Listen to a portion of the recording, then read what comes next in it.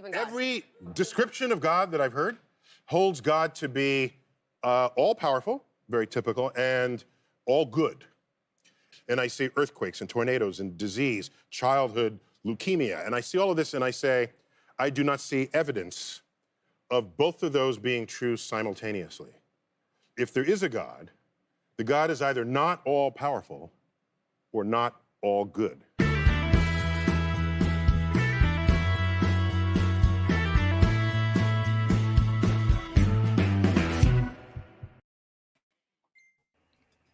There we go. G'day and welcome to this live podcast on YouTube, episode 36, believe it or not, of An Atheist, a Believer, and a Pastor Walk into a Bar. I'm your host, Peter. Oh, no. Oh, no. Pete, gone silent. Oh, no. We can't hear you. Can't hear you. He's not looking.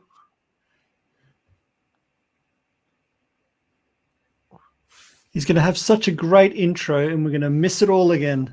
Missed it all. Pete, can't hear a thing. How do we get his attention? Pete, we can't hear you. And clearly he can't hear us either. Shall we try and make up what he's saying? Bad lip reading, maybe. Yeah, yes. The mice are scary. Is he checking his Facebook messages? I don't know. No? Send him a message on Facebook. Oh boy, he's going to be really annoyed. Oh, Pete.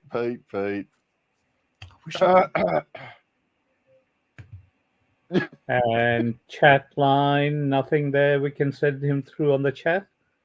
We're going to have to work out some strategy of telling him. Mm-hmm. Oh boy. Because I mean, obviously he's reading his screen, but he's not looking at us. No. Everybody wave at the same time. Maybe all the motion will help. Yeah. No. Nothing.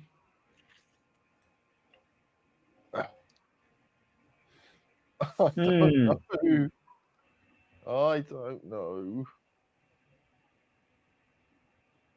God, that's frustrating. You can see his mic's off.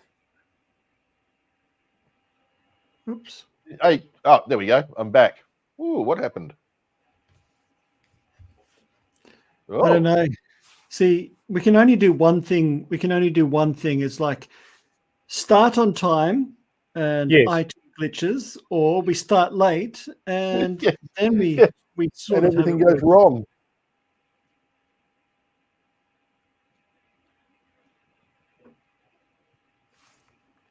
Oh, this is a long intro as well. He's going to be so annoyed. Yeah. No. How do we? I have to get Chat GPT to summarize it. Yeah. Chat GPT to read his lips. Oh boy. You know what? Hey Siri, call Peter. That's not working either.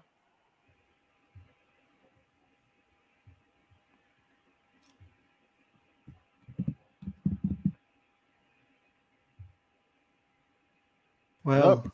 I haven't got his number. I don't have his number either. I got Luke's number. Unfortunately, we started with a whole bunch of IT issues because poor Roey's mic disconnected and he's reading his intro, and we've completely lost him. And it's the world's longest intro. And he doesn't look back at us, so we can't tell him. Sometime before 9:30, he'll finish. Righto.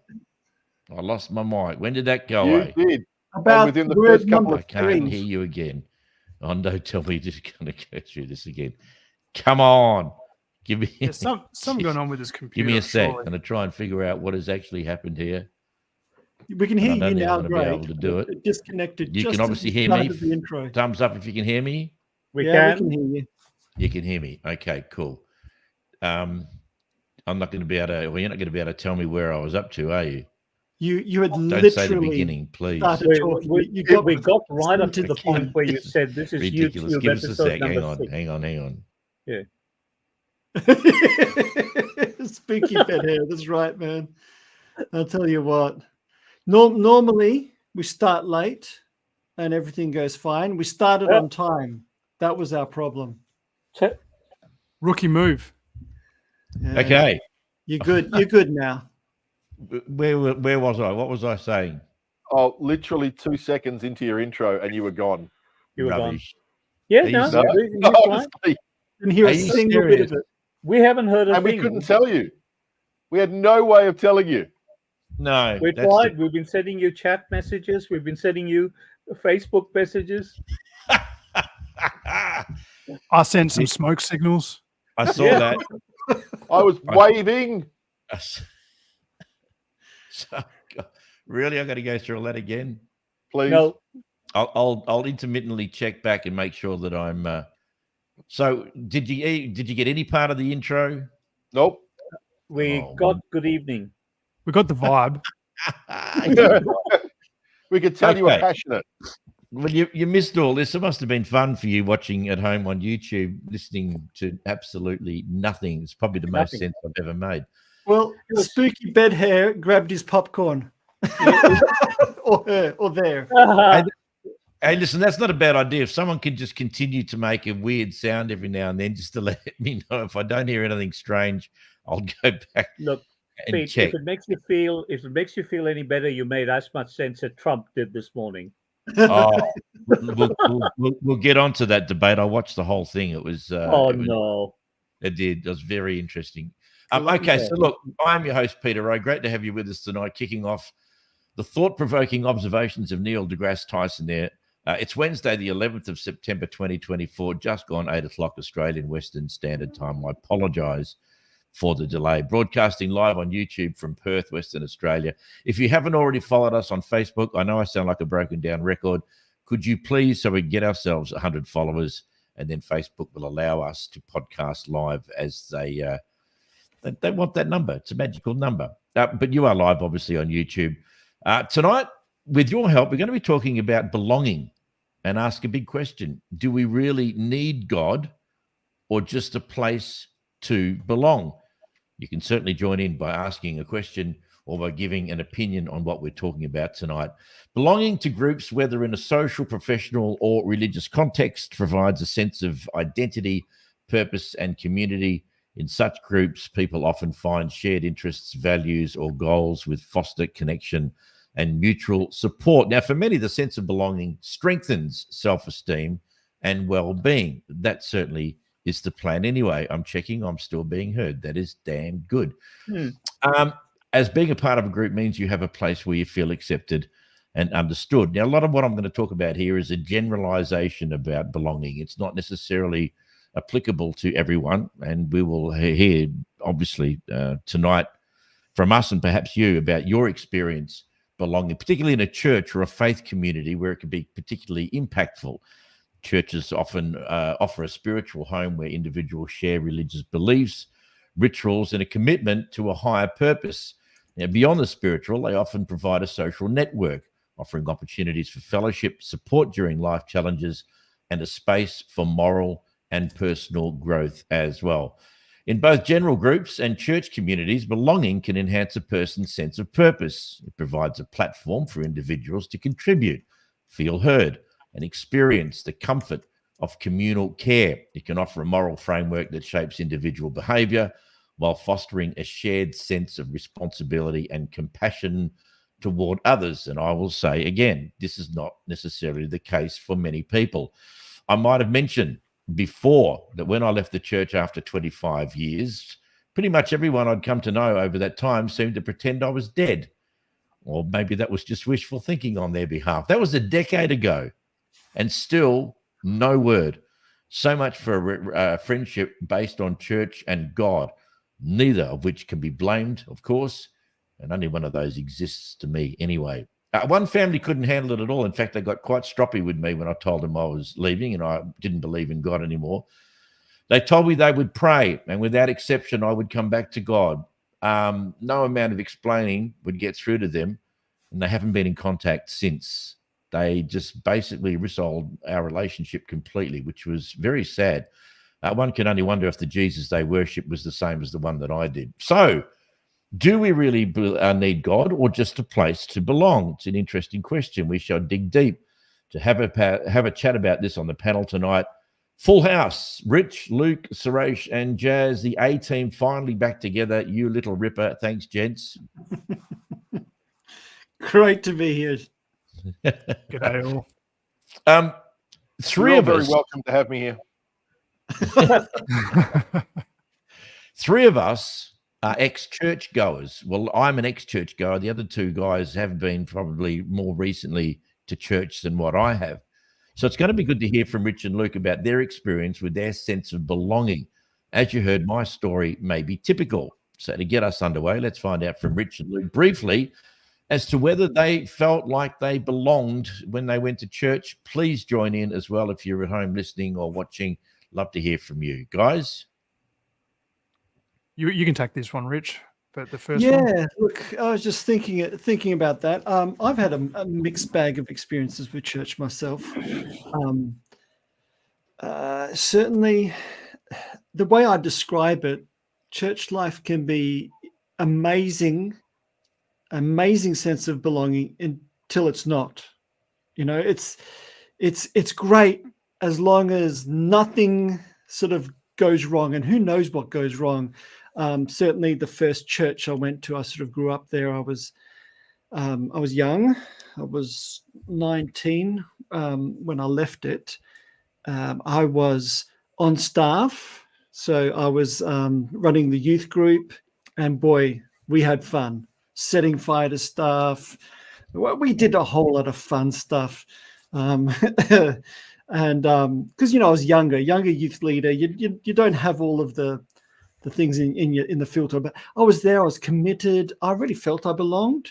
I was going to Bible college to be a minister in the church, and so all my family, my friends, my work, studies, everything was in the church. I had a change of view on some major things, and that one change of view, which didn't put me outside of Christianity whatsoever, didn't even put me outside of fundamentalist Christianity. Like it was just anybody I would talk to outside the church would be like, say what again? Slight shift and I'm out. In fact, when I left, the pastor said to me, if I walk out of that door right now, I would never serve God again. And they promptly called a bunch of prayer meetings because half the church just were sorry that were feeling very sort of, brokenhearted that I'd left the church, and the other half thought I was actually demon possessed. So it sounds like a joke. They literally thought I was demon possessed. And which one is true? God. Probably a little bit of both in hindsight. But it was great. I felt amazingly like I belonged there. I felt like, we were on a mission together. We had, the same view of the world. There was a bit of a them and us. We were a small group. People didn't understand us. We had a monopoly on some truth. We were on a mission. There was a lot of love in the place, but it was a very narrow bridge I was walking along. I took one step out, literally one step out, and I was out. So it was great. It was a great experience until it stopped being that. So for me, that was my first experience of sort of being in and out. I didn't leave the church. I actually stayed. I found myself in a series of new churches along the way. Again, very similar experiences. I'll probably talk about this last bit a little later, but I do find myself today in a more unusual position in the sense that I'm involved with Luke in a experimental expression of a church community. Not a cult. It's definitely it's not a cult. No, we promise. Is there Kool-Aid? It's not what I've heard. It's not a cult, but it is. It's a fresh expression of a community of faith, reimagining what church could be like without all of the baggage and some of the stuff that we've experienced ourselves, and a lot of what you've been talking about, Rowie. So, yeah, I know it. Been there, done there, bought the T-shirt. Yeah. And Luke, your experiences from what we've heard from the past have been both similar and different, but on different paths, obviously. Yeah, it's a good way of putting it. Definitely similar, and I don't think we're no orphans either. Which is, I'm hearing a lot of these similar stories of people being involved in church, that more mainstream church that we're sort of talking about, and kind of coming away. Some saying, "I'm leaving for good," for different reasons, but many saying, "I'm not sure if this expression is what it's about, but I don't know what expression is." And so there's like this kind of wilderness period where we're trying to figure it out. And I just want to say as well, it breaks my heart, and I've heard it several times now, but your story, Rowie, the worst thing about your story is it's not a standalone case either. That's something that happens regularly, which is heartbreaking for the institution that it claims to be and that it should be. I guess my experience, it differs from Rich's in the sense of I don't have that long history that he does. But certainly in the church that I was in, for most of my walk as a Christian, and it was mostly the main church, and I was on staff there, and it was a family. It was beautiful. So that sense of belonging, I've never felt a sense of belonging quite like that. It's actually incredible. I didn't know that you could have a community like that. And I'd been involved in sports teams and different things, but it felt different. And I think there's a few things which I'm sure we'll unpack, that sense of united purpose, that sense of certainly the sense of being in with others being out, although no one would verbalize that, but that's that underlying sense of you're with people who have the answers, and you want others to have the same answers.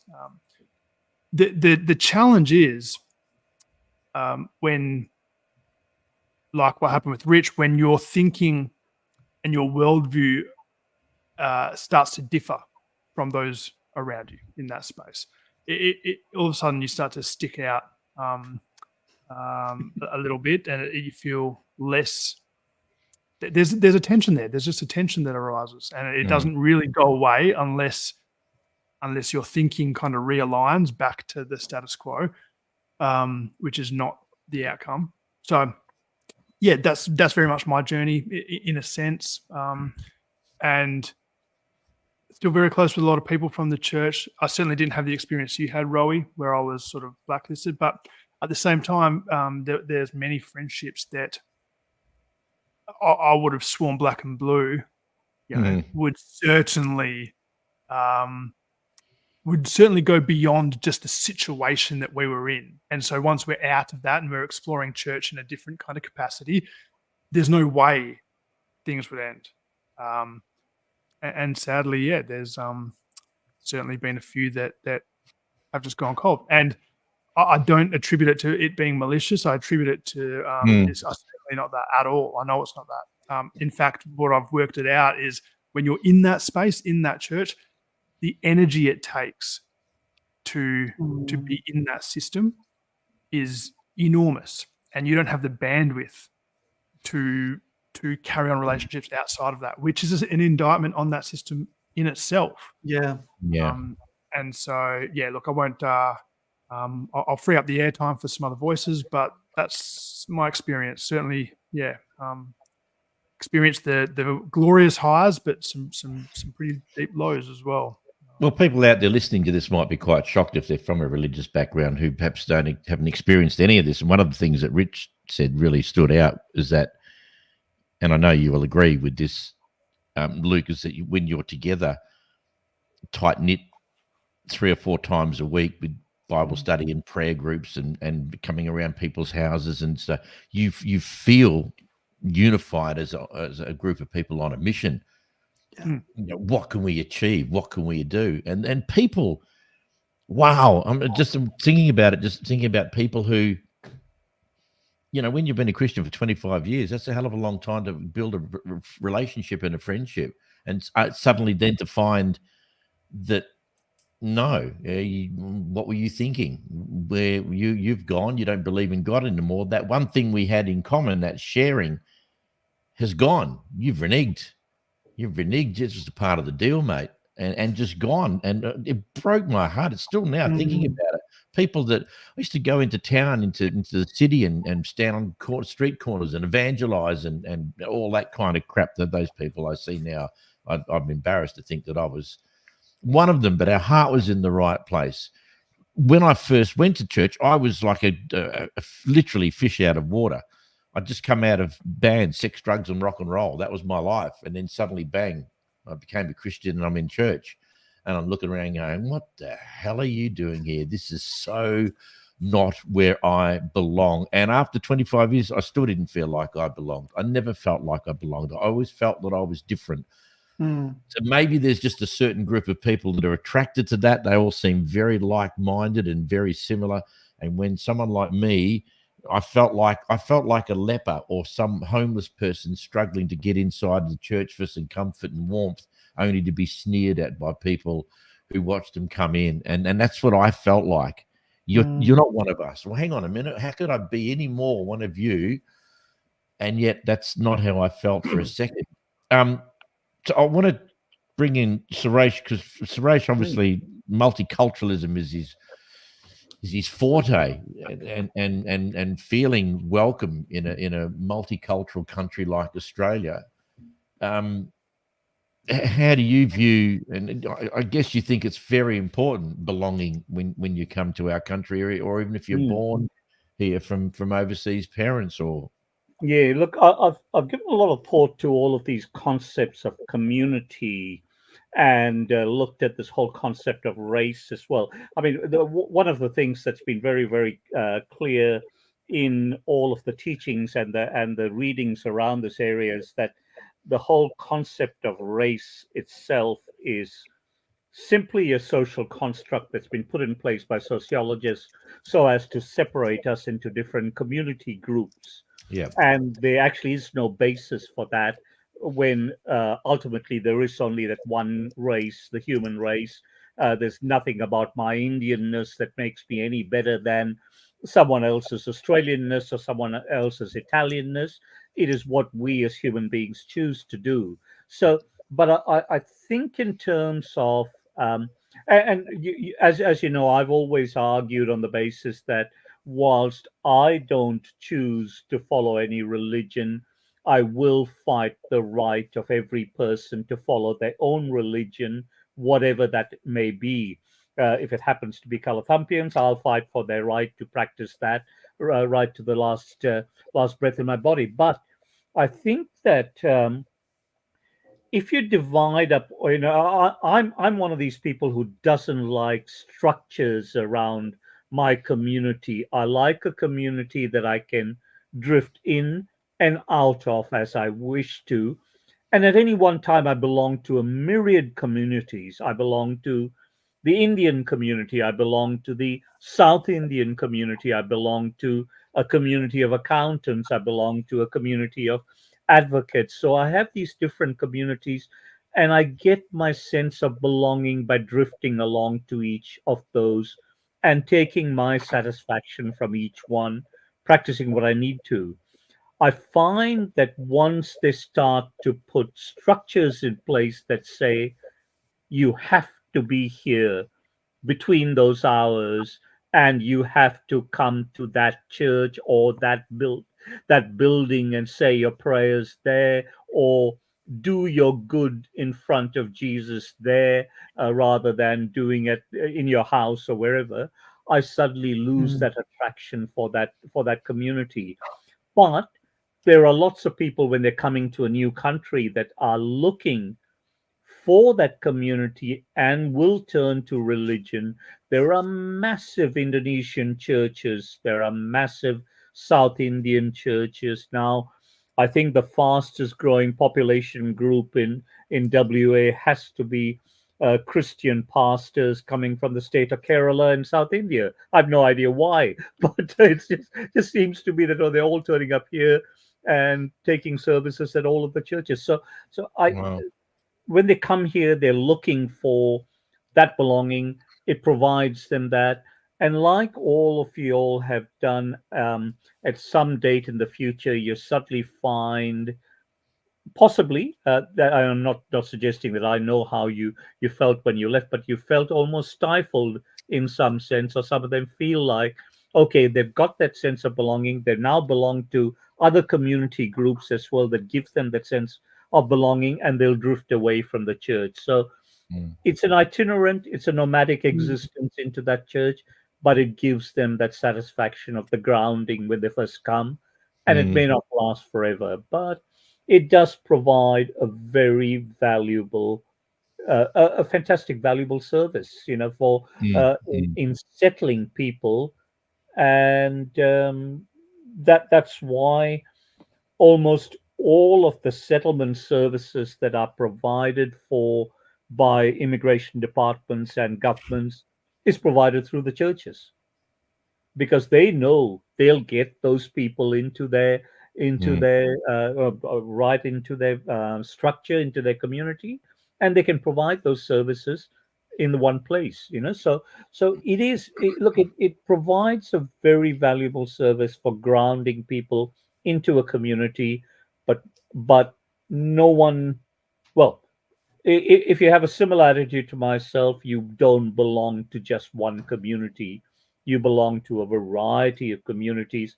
I am as comfortable in what I would regard as mainstream Australian community as I am in my Indian community, because that gives me the cultural fix that I need, and all of that. So yeah, the religious fix often comes with a cultural fix as well, and that is provided by the churches to people coming in, gives them the grounding, and once they've settled into the country, then they will drift off. That seems to be a reality.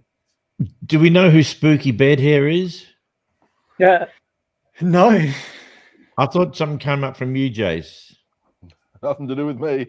Oh, okay. Spooky Bedhair is someone actually listening and watching us, which is very interesting.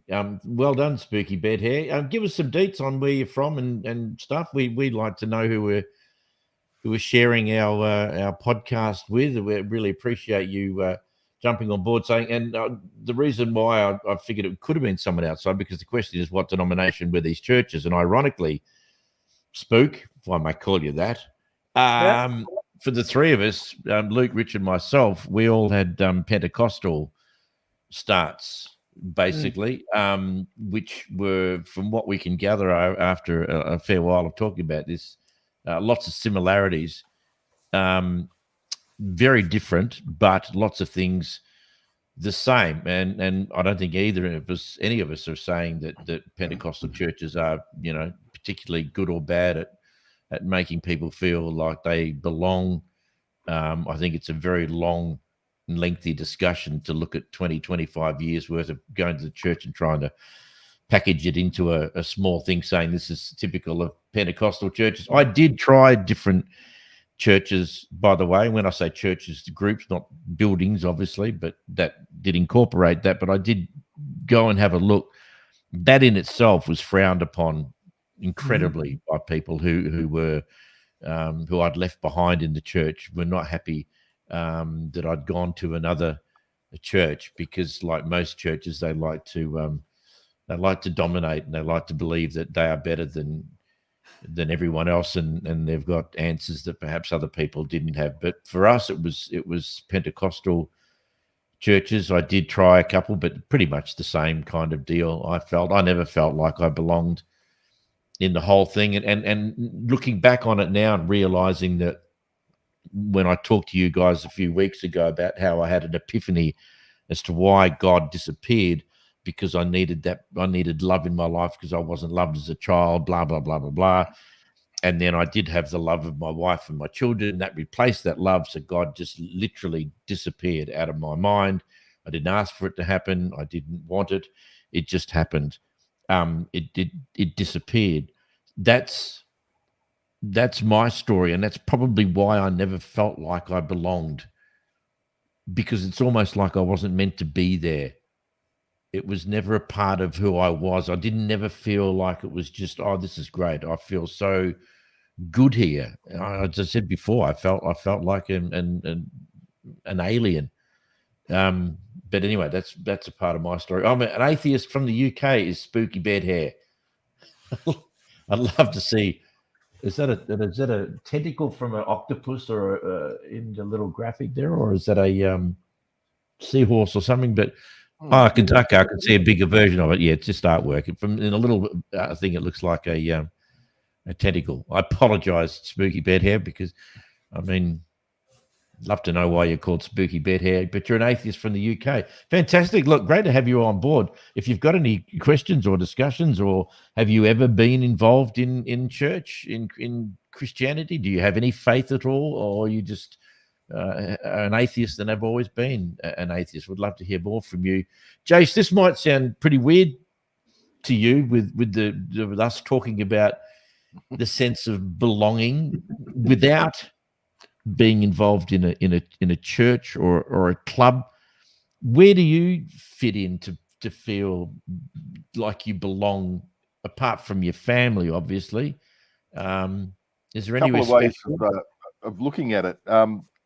I've often thought that I really wouldn't want to be a part of any organization that would have someone like me as a member. Nice one. What a great time! What a great time to kick you off. The second thing is, I've always had this theory that there's two kinds of people in the world, and I don't like either of them. So I don't really look. The bottom line is, I've never been a part of any group. There is an exception, which I'll talk about in a second. And I have no desire or any intention to be a part of any group. I have a real issue with authority, and I do not like being told what to do. And that's why I don't like any formalized structures that require me to behave or act or do or things in a specific way. Not interested. I'll do things my way. And I always have my entire life. That's who I am. That's who I like to be. So my sense of self-worth does not come from being a part of any organization. I've never been a part of a sporting club, which I see from my perspective as an outsider as being very much like a church, being very much like a religion. And I look at it with a sense of suspicion and a little bit of frustration, because groupthink for me is a very dangerous thing. And I see a lot of these little echo chambers appearing on the internet, especially in the social media world, where people start echoing each other, amplifying each other, and it's very often misinformation, disinformation, and I don't think it serves the greater good. But I'll go back to what I always said about religion, where a group of people get together and they work together to deliver a positive outcome for everybody involved, and perhaps even people not involved directly in the religion, but they service the community, then I think that's a fantastic thing, a wonderful thing. It's just not for me. There is one exception.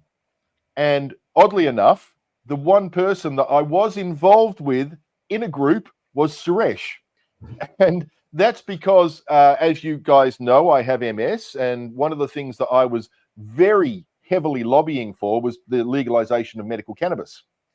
Now, Suresh and I were involved in a charity that sought to actually support that and teach people and so on, teach medical professionals.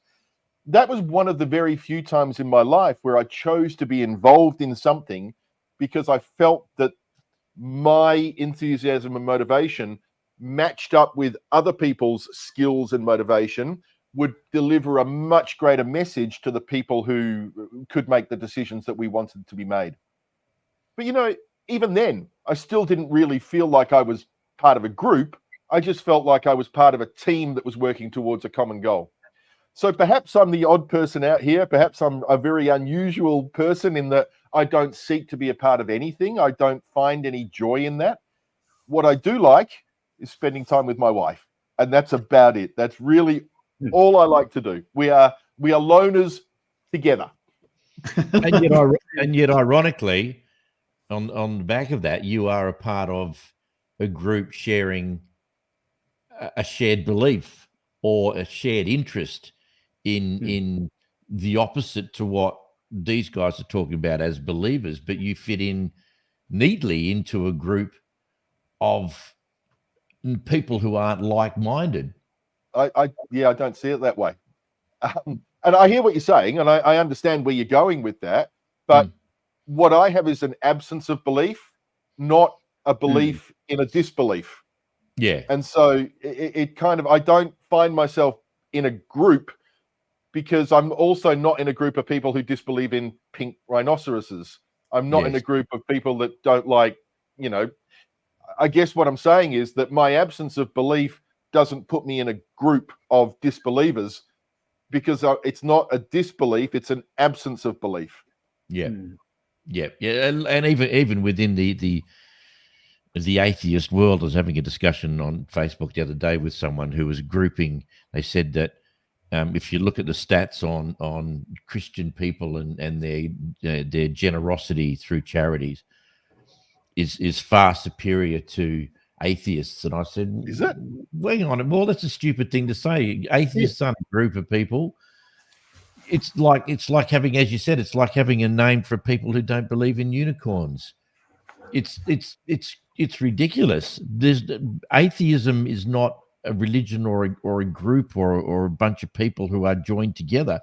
As far as I'm aware, every single person on earth that doesn't believe in gods are atheists. They are atheistic toward the god. If they don't believe in Zeus or Allah or Vishnu or whatever, that is atheism by definition, surely. So surely everyone in the world, unless they believe in the 30 or 3 million or 30 million gods that are in the Hindu religion or whatever, are atheistic towards everything else. It's like, and apart from the fact that it's actually not true, I don't think those stats are. If you have a look at the stats on the amount of incarcerated Christian people compared to the incarcerated people throughout America who are atheists, I don't like being packaged into being called an atheist because I'm just not convinced that there is enough evidence to support the claim that there is a God.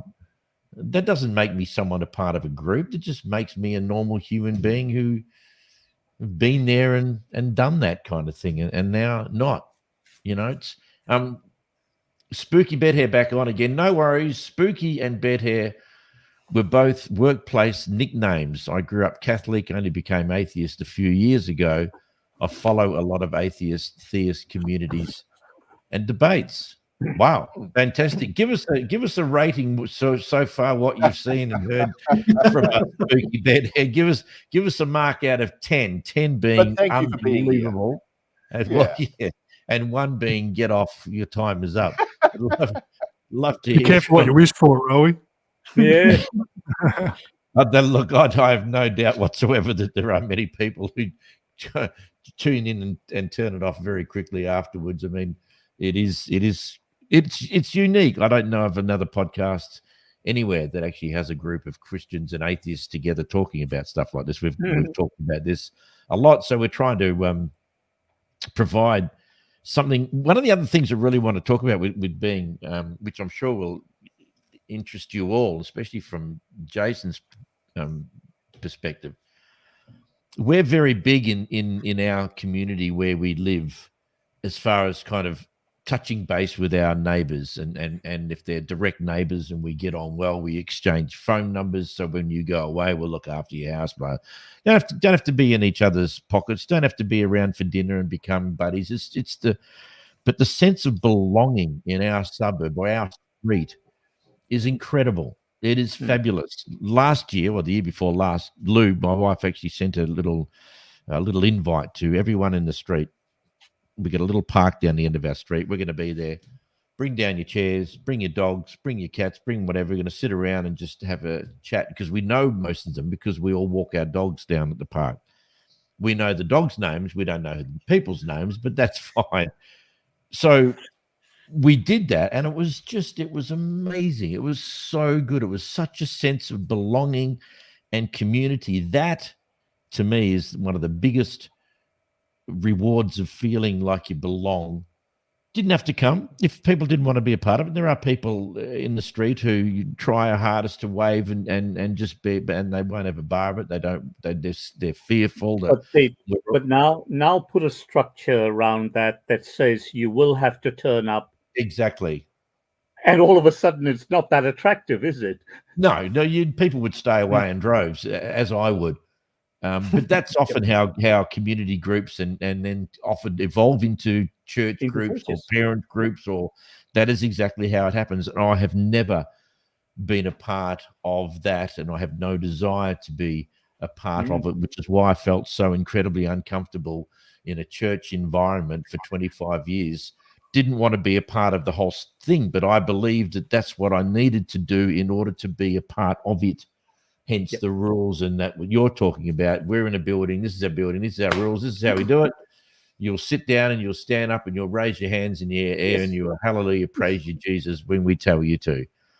Really? Wow. Guess what? Bye. And I checked out. I remember one of the pastors following me out the door saying, mate, you can't do this. I mean, what do you mean I can't do this? Can't do what?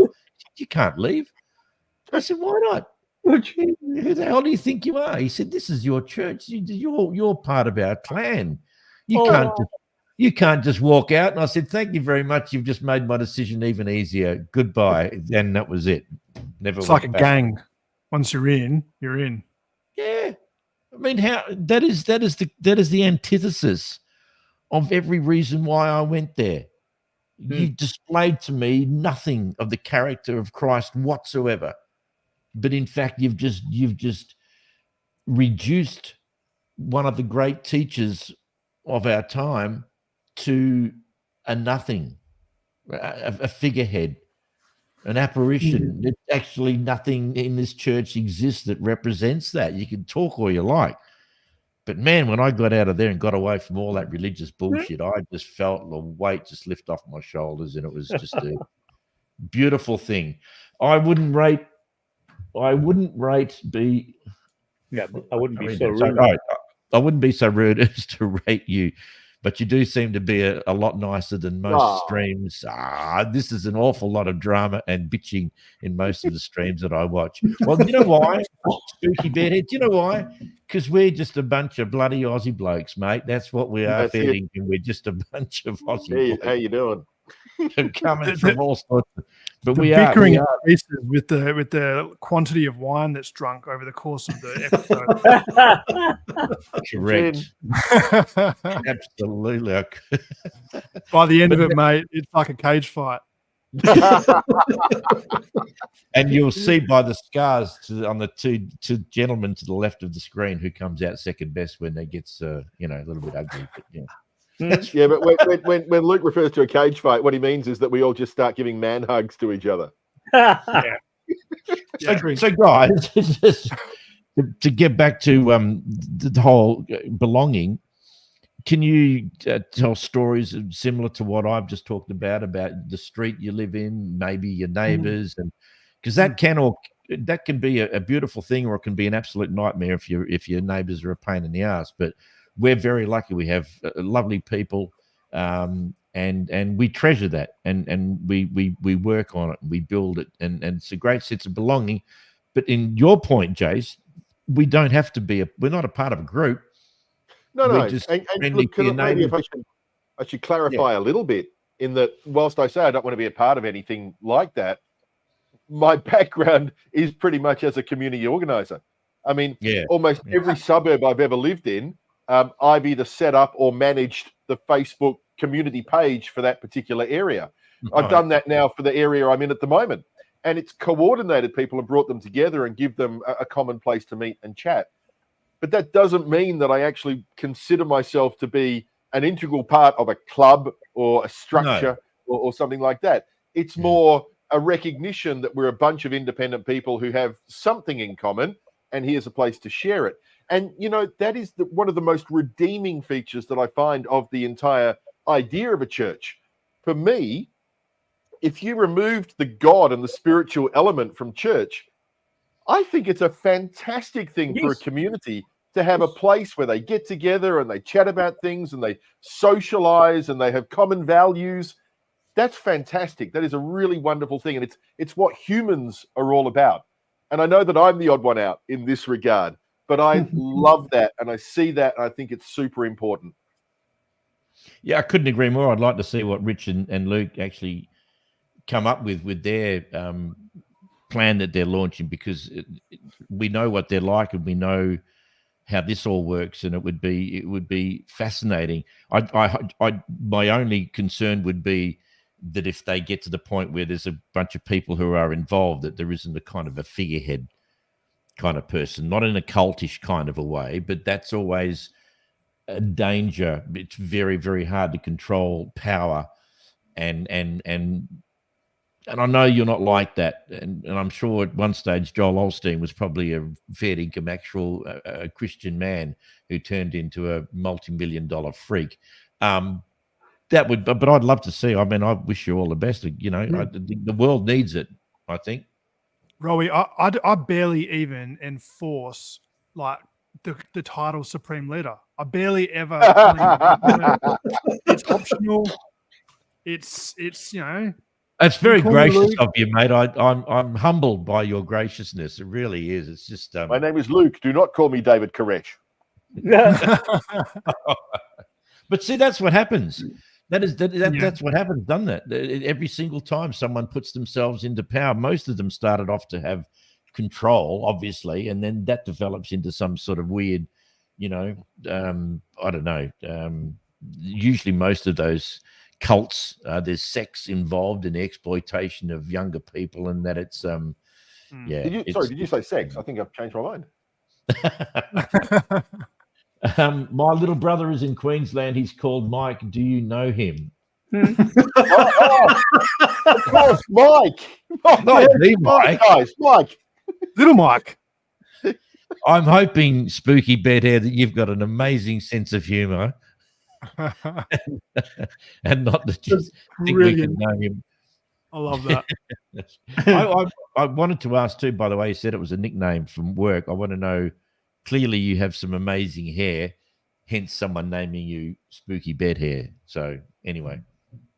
Rowie, I'll chime in as well, just with what we were talking about around the communal side of things. And I think it's really important. I want to dispel this myth that can be perpetuated in church circles, that church is the only real community, and there is no real community outside of church. It's a weird thing. It's not like, and we don't say it. It's not one of these. It's not a commandment that people like, but it's like this underlying understanding that kind of permeates through these communities a lot of the time. And it's simply not true. You know, there are amazing communities, there are amazing neighborhoods, there are other religious communities, as you know, Suresh can attest to, that are incredible and have the same feel of a family and do great things for the community and all sorts of stuff. There are non-religious communities. There are neighborhoods. It's like we don't have the monopoly on belonging, feeling like you belong to something bigger than yourself. So yeah, that's important. I just want to clarify that. But also that then raises an important question about, well, is the church, is it just a community to feel accepted and loved and belonged to? And or is there something that is supposed to differentiate it? You know, is it all about the coming together of people, or is the coming together of people a side effect of what the church is supposed to be doing? You know, is it about something else, and then that's kind of just what happens in order to make this something else be achieved, or is the whole purpose just to come together? If it is just to come together, then there isn't much differentiation. It should be, but how often do these groups turn into somewhere where you have to be accepted and you get judged by the others? And, you know, for me, Totally. I want a group to be about community and to be all positive and moving forward. And so often it turns into little cliques and little groups who are judging each other. And to give you an example of how that gets formalized, when I was living up in Perth, I was a part of a lot of networking groups where, you go and you meet other small business owners and you work together and so on. And then I discovered that they would have all these awards that they would give each other. And, a good example of that is Business News does this whole 40 under 40 thing. Yeah. I can't tell you the amount of times that I've knocked back nominations for things because I do not want to be judged or recognized by other people. That's not, it's not something I'm interested in. I do what I do because I want to do it. I achieve what I achieve because I want to do it. When I was running my business, the measure of my success was the profitability of the business. I don't want to be judged by other people because they have no right to be judging me.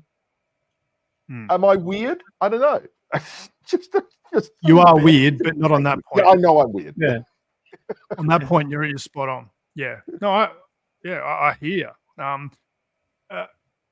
this is exactly it. It's. I think, especially what you started out there saying, is this sense of, it's almost like there is a belonging. There is a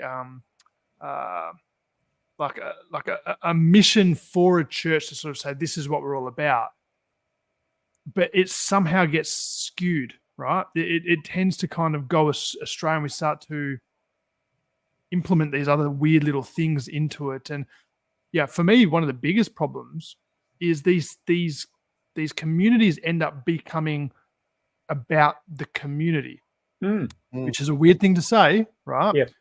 Yep. But the focus becomes, it's like, it doesn't start out that way. It starts out, hey, we're a bunch of people going to get together and we're going to do this thing. But then all of a sudden, it's like, oh, we feel good in this community part. And so going and doing this thing gets pushed to the back burner and it becomes a bubble. And all of a sudden, the community, and that's not a bad thing. I'm not saying it's a bad thing. But for a church, if your mission is supposed to be something beyond that community, aka transforming the community around you, giving back to outside of those four walls, it's a problem when it becomes all about what's inside those four walls and getting more people inside those four walls. And I think, look, what you're talking about there is something that I've reflected on quite a lot also around this. When the community then adopts a religious framework to itself, and that religious framework then becomes primary to everything else. Yeah. So the primacy of that religious framework, however narrow it is, relating to that community. So, I mean, I've gone to events in our South Indian community that I belong to, Christmas events, for example, and the people of Christian faith have literally said to a whole group of us there who came together to celebrate Christmas, even though we were people of Hindu faith, and this person has said, none of you are going to go to heaven because you are not Christian. And, and it was just quite extraordinary to sit there and listen to that. And I thought, my God, that is just so, the most Christian thing I could think of to say at Christmas time. You've lost sight of the community, and you've now started to focus on that primacy of the religious cause, and that becomes really problematic. That's unfortunately when you join up to that group or any religious group, you have a choice of which flags to fly. Yeah, those that are self-righteous, those that want to pretend, those that want to make a statement. And it's look, my whole experience is very bitter about the sense of belonging to groups like that. I'm a bit like Jace. I don't really want to be a part of any group per se, for different reasons. But can I Yeah, I'm just going to tell you about a little incident that happened here in Perth about 10 days ago. Someone had gone outside the Sikh temple in Canning Vale and managed to take one of the holy books of the scriptures of the Sikh faith. That's the Gurkha, and he'd taken this Gurkha, put it out on the ground in front of the Gurdwara, the temple, and then proceeded to film and upload onto TikTok him pressing down with his dirty feet all over this What is wrong religious with text. people? Okay. Now, I was informed of this when it happened, and my immediate thought was I started to look at what the Facebook messaging was around that, and all of the younger, more fundamentally driven Sikhs were now saying that was a Pakistani Muslim person. We need to take action against this. And that's why last week, day before yesterday, there was a gathering of 5,500 Sikhs in Melbourne to protest about this happening here in Perth. I'd managed to get it shut down here because I wouldn't allow the West to report on it. We were literally keeping it very, very much under wraps. We went through and made sure that the Facebook messages were moderated, and now the person has been charged, and he's appearing. We don't know what his background is or what the reasoning is or anything like that, but he just wanted to put it up on his TikTok page, and it was just, but it really emphasized that the religious differences here were causing angst in the community. So they were starting to think in terms of their religious group as opposed to what are we talking about, the well-being of the community. We want to make sure there's no vigilante action. So that's where someone like myself had to step in to say, look, I'm talking to police about trying to make sure that we shut it down. And it was all about trying to bring some calm here. But the focus up to that point had been my religious group have been offended. Let's take it out on another religious group. And I thought, oh no. Oh no! All hell could have broken loose here. Is that an illegal event? Sorry? Is that illegal to actually to do that? Is that No. chargeable? It's not. Look, it's chargeable insofar as it's Vandalism. racially vilifying a group of people, and don't even start me on the whole stupidity of the legislation around here. But we don't have religious vilification legislation in Australia, anywhere in Australia. However, there are two religions that have been found by the High Court in London to be sufficiently characteristically different to be classified as races. They're Sikhs and they're Jews. You tell me how, if Jew is a race, you can have Israeli Jews, Russian Jews, German Jews, American Jews. And if I walked out tomorrow and put on a turban, I could pass as a Sikh without any trouble. So it doesn't make any sense whatsoever. However, that's the precedent put out by the High Court in London, and we follow it here. So under our racial vilification legislation, the police can bring action against him to, about vilifying a race there of Sikh people. But why do they use the term race instead of cultural? Why don't we have cultural vilification laws? Oh, look, the definition in New South Wales for ethnic communities and ethnic vilification includes their religious background as well. Right. But in WA, it doesn't. It's very clear. It's race versus religion.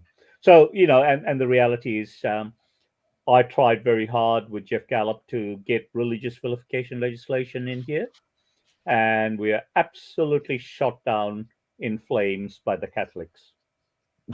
Yeah, it's not hard to wonder why so many wars are started based upon religion. You take that act in somewhere else in the world, and it would have ended a lot uglier than what you were managed to It comes to control. something when it's the atheists that are out there fighting for religious freedom. Yeah. It's almost like a sense that the man that did what he did was fairly aware of the ramifications of what he was doing and did it of not course. knowing. If he had done that in so many countries around the world, he would have either been shot or jailed for life, or God knows what else could have happened to him. Yeah, look, it could have been very ugly, but yeah, particularly in somewhere like India, you know, would all hell would have broken loose, and there would have been a few places torched. Well, thankfully, we do have a wonderful character in yourself, Suresh, able to step in and avoid what could have been an extremely ugly thing. I mean, I can't believe that you managed to stop them finding who this guy was and tearing strips off him. Oh, look, yeah, we had the police in there very quickly. Yeah, excellent. Wow. Were they respectful of it, Suresh? Of what I'd managed to get done. Well, the whole situation of the fact that it was Sikhs and Look, that is a minority religious group. So were they conscious and respectful of the Sikhs themselves? Yeah, look, the police were incredibly helpful, incredibly, they were very conscious of the potential for it to blow out. And interestingly, in their community engagement division, which I have a little bit to do with, the main person there is a young lady of Islamic faith, and she has 2 Sikhs working for her as well. So we were able to garner all of them into the campaign to make sure that this wasn't going to go any further.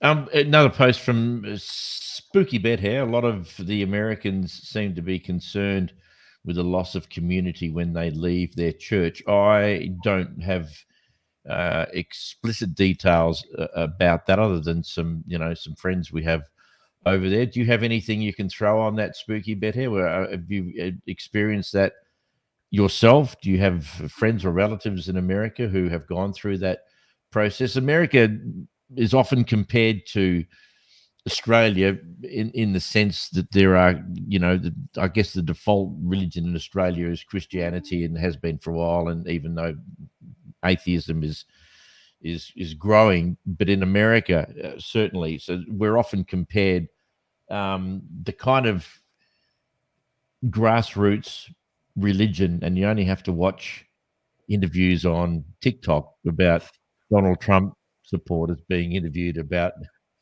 how they actually believe that he is placed there by God.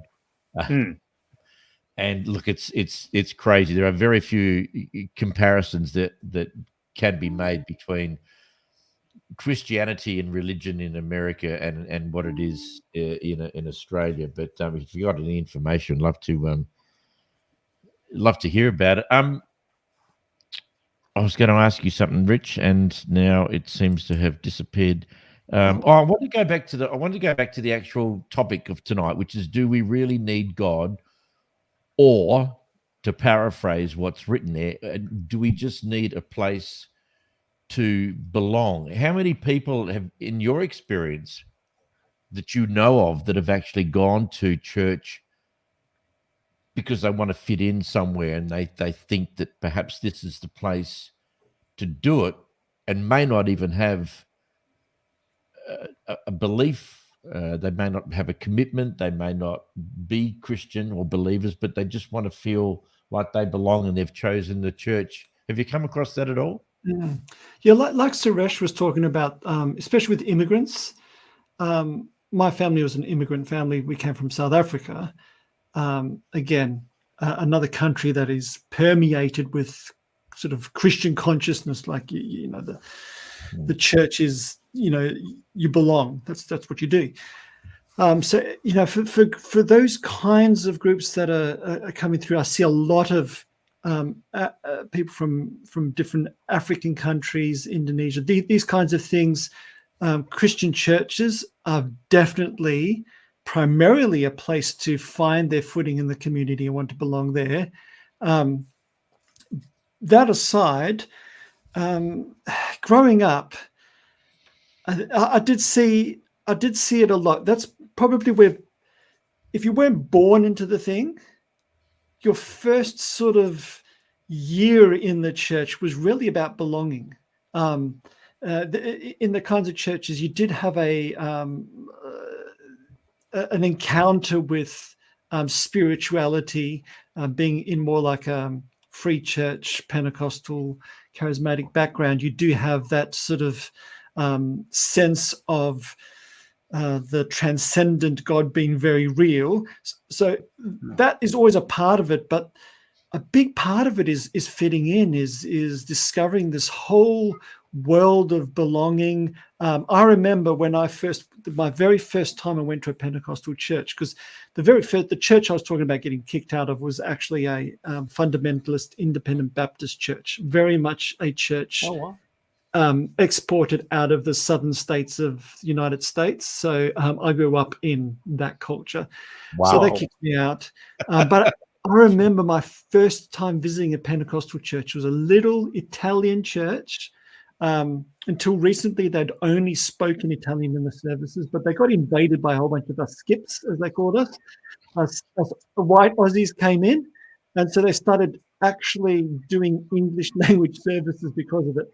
My first time I went there was this skinny white guy just trying to find a new place after getting kicked out of his old church. And the first thing after the service, one of the nunnas looks at me, she goes, "Richard, you're too skinny. You come into my house to feed you." And she just proceeded to feed me Italian food. And sit down, eat. Mangia, you're too skinny. And I'm very upset because I've never gained weight in that church, no matter how much they fed me. I'm willing to give it a try. But I wasn't going to go to another church after feeling so like suddenly I didn't just not had a church. I had a bunch of nonnas and nonnas, the grandpas and grandpas, which I didn't grow up with because my grandparents all died before I was born and when I was young. So I had this whole ready-made family, and I saw a lot of kids were coming to the church. They didn't necessarily buy into everything that the church was teaching, but they found a place where, they felt loved. And it's very at the beginning. There's very much the front door of the churches I've been in is very much a front door of unconditional belonging. But after you're there for a while, the conditions start coming in. Especially if you start becoming a leader in the church. That's suddenly it's like all are welcome for a while, and then you better start making sure you color in the lines, because if you start coloring outside the lines, that's after a few years, that's when it's trouble. Yeah, that's a completely different. Yeah, so not long ago, a group of people who come from the south of India, the state of Kerala, as my parents did, here asked me to come and help them write a constitution for their group. And I knew nothing about that particular group. They're Christian faith, but I think they're Pentecostal group. Sorry, I know they're Pentecostal, but even to extremes. So they asked me to write the constitution so that they could then employ a priest from Kerala to come here and to conduct all of the weddings and so on. And I said, okay, well, that's great. And, I know nothing about your group. Could you tell me a little bit? And they said, well, one of the things that we do not permit is any of our children to marry outside of this group. And that's the point at which I just said, I'm sorry, I cannot help you with this, because you're fundamentally, basically discriminating against anyone in that group. What happens? I mean, I said, just think about this for a second. Your children are born here. They go to school with a whole bunch of other people who don't belong to that faith group. They happen to fall in love with someone in that group. why would you not allow that marriage to occur? And they said, well, it's just they will be immediately taken out of the group if they marry outside that group. And I thought, oh no, I just The best possible I just thing that could can not. Yeah, it literally made my skin crawl, and I just Oh. said, "No, I'm sorry, I can't help you with that, and you'll have to find someone else who'll do it for you." And they did. They found someone else who was prepared to write the Constitution for them. Yeah. So, I'm still in church circles now, a very different expression to the ones I've been talking about. But Yeah. I think where any community goes, and in my own experiences in Christian communities, when it goes really wrong, is this idea of the totalizing community. Yes. The idea that it's not just like, oh, you just, like I every now and again I attend this great open-hearted Anglican church, and they're like, come along, take some communion, go home. They're not trying to swallow the whole of my life. The church communities that I see go really bad and really damage people are the ones they're like, swallow your whole life. So it's not just your worship of God, it's what you do on a Sunday. It's all church, and then Monday go earn some money, but Monday night is prayer meeting, and then Tuesday night is Bible study, and then Wednesday night is this. And we also got something to say about what friends you should go with, who you should marry, what books you should read, what music you should read, who do you talk to, do you get counseling from non-Christian counselors? Suddenly this whole totalizing community draws this sort of tight circle around it, and community is great, but there's nothing outside it. Gatekeepers. And suddenly that's when it's cult-like, a totalizing Rich, community. Forgive my ignorance on this, but you mentioned going to an Anglican church and they were offering communion. Isn't that a Catholic thing? I'm ignorant to this. Almost every Christian group have communion, Eucharist, Lord's Supper, whatever they call it. Catholics, you have to be a Catholic to take it. Anglicans, you just have to show up. That's why I like it. Show up, have it, off you go. Very sort of porous boundaries in that particular church, which I love about them, because when they say all welcome, they mean all welcome. And when they say whatever, we don't actually ask you anything, just that's come. How it should be, isn't it? Yeah, it's a very much older church, although a lot of ethnic younger people finding a place to belong there, interestingly enough. But this idea of a totalizing community. In fact, when I was getting trained to be a minister in these churches, we were trained on how to create what I now call a totalizing community, because it's not just here's a place to worship and encounter God and have a nice potluck and all go home. It's like, okay, do something for the babies, do something for the 2-year-olds, the 3-year-olds, this age group all the way through, and then interest groups. So you don't have to look anywhere else. If you want something, we've got it here for you. We'll marry you. We'll dedicate your babies. We'll bury you when you die. We'll be your grandfathers. This idea of training up a community that just swallows somebody's life into a small group can be very dangerous. Hey, when you walked away from the church, when you walked away from the church because you lost your faith, you obviously felt a great sense of loss because you lost your community as well. Could you have, and would you have it in you, and do you think other people do this? They lose their faith, but they stick with the church for the community and the social life? Good question. I didn't leave the church because I lost my faith. I left the church because I was sick to death of being told what to do, when to do it, how to do it, why to do it. So that was just a control issue initially. And at that stage, I had started to realize that the things that I had put so much emphasis and faith into believing was true, when analyzed and being honest and looking at them going, well, I can't pretend anymore that the prayers are working, because they're not, and this is not working and that's not working. So you couldn't have put that to one side just to continue in that community? Oh, I did for a while. Yeah, I did for a long time. Right. I did. I stayed with it. And I moved churches and moved around to a few different places and end up having church at home at our place with 3 or 4 families would come around and we'd just sing it around and sing songs and whatever, just wanky as all get out. But that was what we did. And it was really nice and it was different. No matter what path we went down, the result was still the same. You can't switch on what isn't there. If something disappears in the way you feel about, like an example, let's say you go for 20 years thinking that the actor you thought, Humphrey Bogart was the best actor, and then you find out something about him, find out he's a creep or you just didn't like him anymore, and that feeling and love for him is gone. You can't bring it back. You can't. You can't undo what you've known or undo what you've heard. Yeah. So that's gone. That's very much like that. If anything in life suddenly changes, your choice of music changes to something completely different. You don't go back and visit the old. You got the new, and it's where you go and off you go. And religion is like that. Well, it was for me.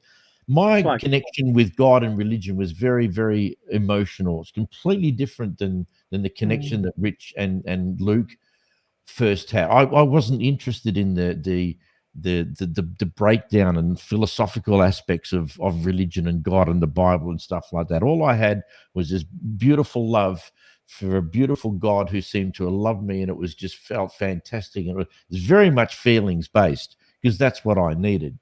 And each person I find finds a stimuli in relation to God, depending on who they are and what they're looking for. That is the connection. We all have different connections, whether it's intellectual, whether it's philosophical, whether it's historical, whatever. We all find something that turns us on with that.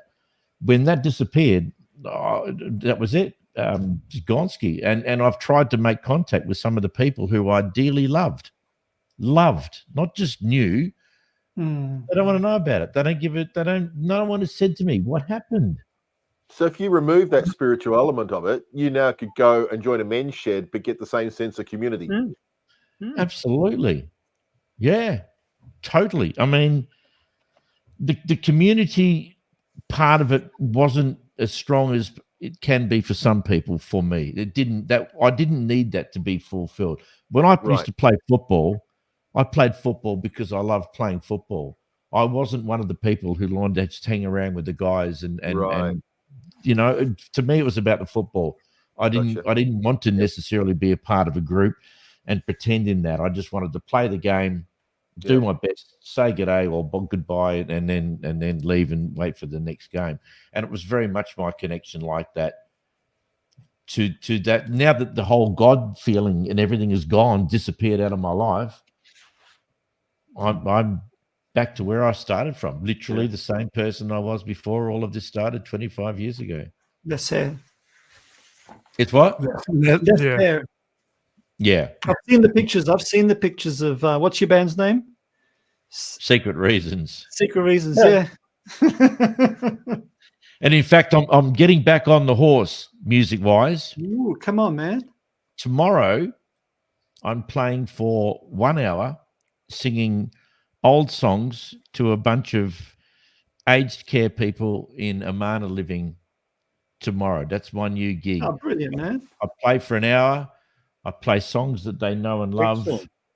And that's my new gig for a while. I started, I think I told you guys, I started a couple of weeks ago down in Mandurah. And you'll love this, Suresh. You probably haven't heard this story. My first gig with Amana Living was 5 people at Amana Living, a place called Wernholme on the water in Mandurah. Between the 5 of them, there was 606 years. Oh, wow. The youngest was 100. She was just a baby. Oh, wow. Including you, Rowie. Including you. My phone's gone off again. And it's gone off for everyone. Okay. I know we're still here. Quick reboot. This happened. Jason, can I comment on what you just said before? Because I think that's such a good question. That idea of where does a crisis of faith and the environment that you're in, where do they intersect?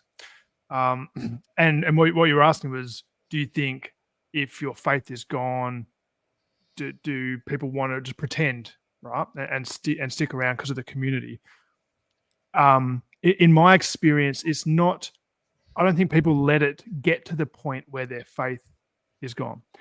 They just there's questions, there's observations, there's things that they notice, there's things that make them feel like questions about God, about the Bible, about stuff, anything that's outside of the lines, the set boundaries. That's like, oh, it's okay for us to talk about this sort of stuff, and this is what we believe, and this is our statement of faith, and anything outside of that, you're in wrong territory. So in my experience, whenever people have had questions about some of this stuff that aren't getting answered, they know that if they pull that thread, it's going to lead to either one of two things. Either one, they're going to lose their faith. They will lose everything. It's like the house of cards thing. But that's a possibility for them. Clearly I don't think that, but that's the fear.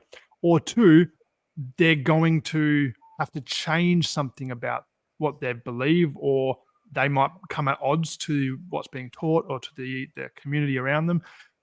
And then they're not going to fit in anymore, or they're going to have to leave, or because they know what happens to people that start to think differently. And it's like no one gathers pitchforks. They just kind of, things just shift a little bit, and it's, are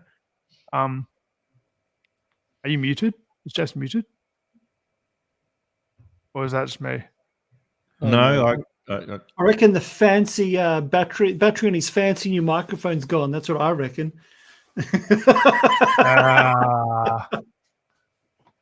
that a microphone? Was he wearing a lapel mic? Yeah, he's got.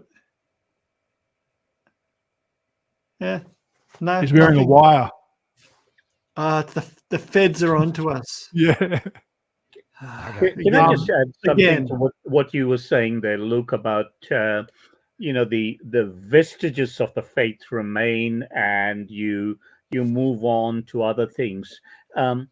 In places like India, it's actually a very, very short trip away, because you can go from Hinduism to Sikhism to Islam, which all have their roots in the basic vestiges of faith, are the same in all of them. So Buddhism was an offshoot of Hinduism, and Jainism is an offshoot of Buddhism. So you can literally maintain the familiarity of the vestiges of your faith, but start to deal with some of those other things that you were thinking, and look for it in another faith. And I guess to some extent the denominations within the Christian church also allow that. I know a number of people have gone from Catholic to Anglican because they feel that some of the strictures of Catholicism are not imposed in Anglicanism.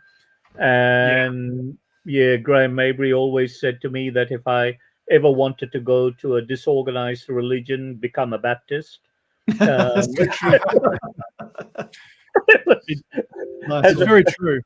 Yeah, as a Baptist minister, he felt that it was a completely disorganized religion. So I guess that there's also that is there. You can maintain your basic structure of Christianity whilst moving from one denomination to another. And The okay. problem is, Can you hear us, Jake, by the way?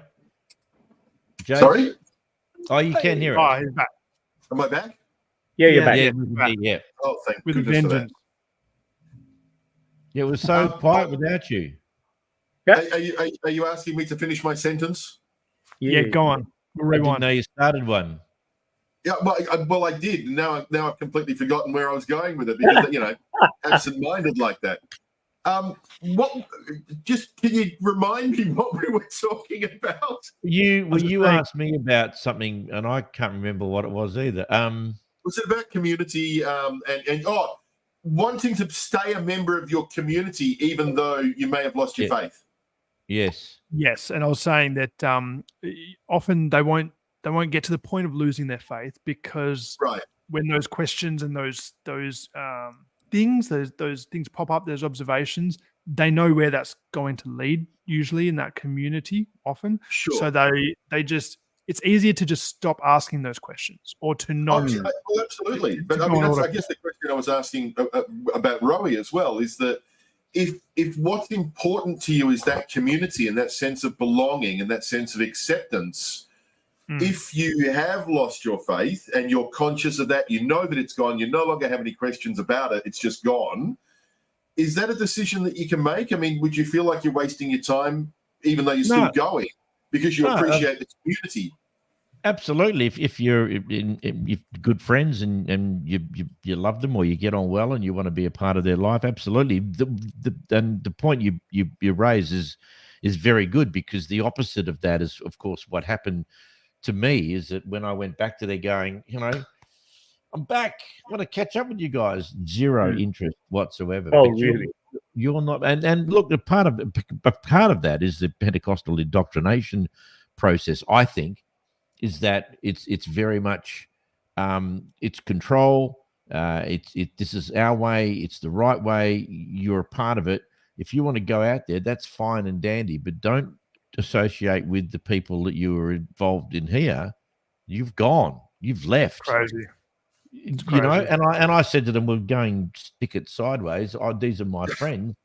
But they had already been indoctrinated into believing that was the right way as well. And I'm going, why don't they want to talk to me anymore? We were grateful. What the hell? It would be gut-wrenching, Pete. It really would. Oh, it's awful. Can I ask a question, Pete? When you're in that church, there is nothing overtly obvious about the way that you carry yourself or the way that you dress that indicates your level of faith. But Suresh, as an example with the Sikhs, they wear the headgear and so on, which is an expression of their faith and their religion. So for them, it would be a lot more difficult if they'd lost their faith, because I assume that wearing that garb is a part of that religious expression.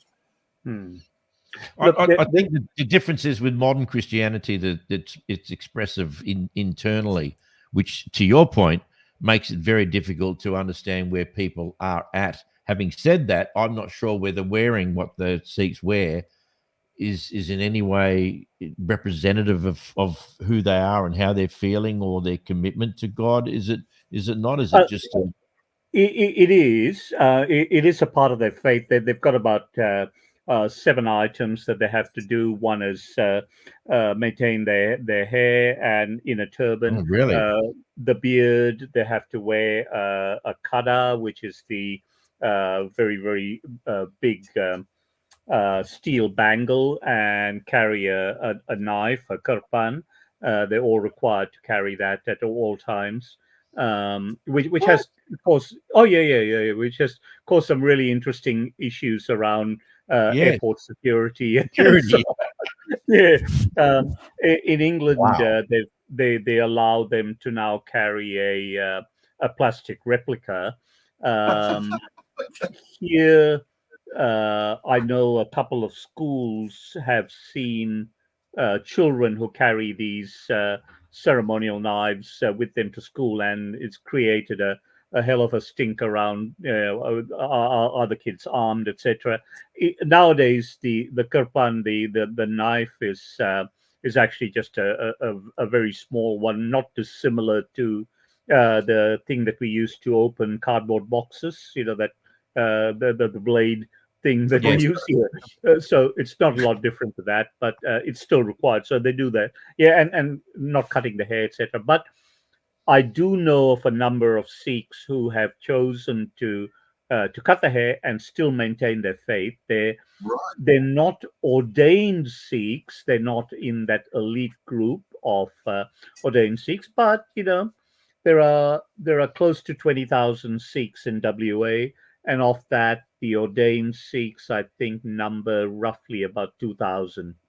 So it's a very, very couple that live in our street that walk up and down, and I've noticed how, and there are a number of them on TikTok that I listen to. There's one in particular, gentleman who I mentioned to the guys who were listening in last. Hey, sorry, Sick talk. Bringing it back to our topic, Pete, around belonging. You're going to hell, mate. That's your.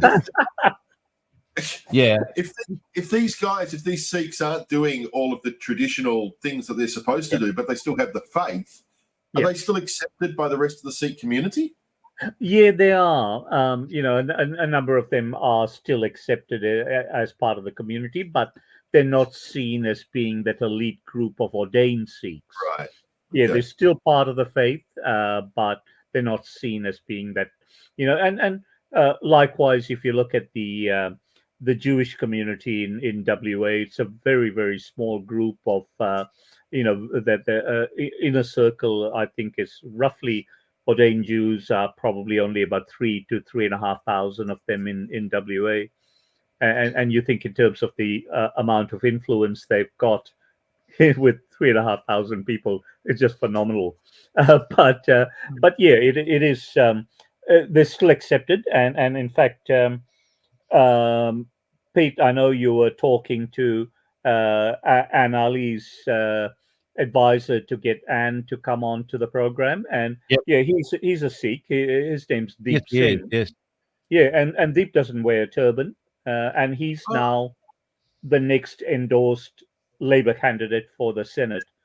Right. I would imagine that most Sikhs don't wear the classic look, it's from what I've probably- seen, or is that wrong?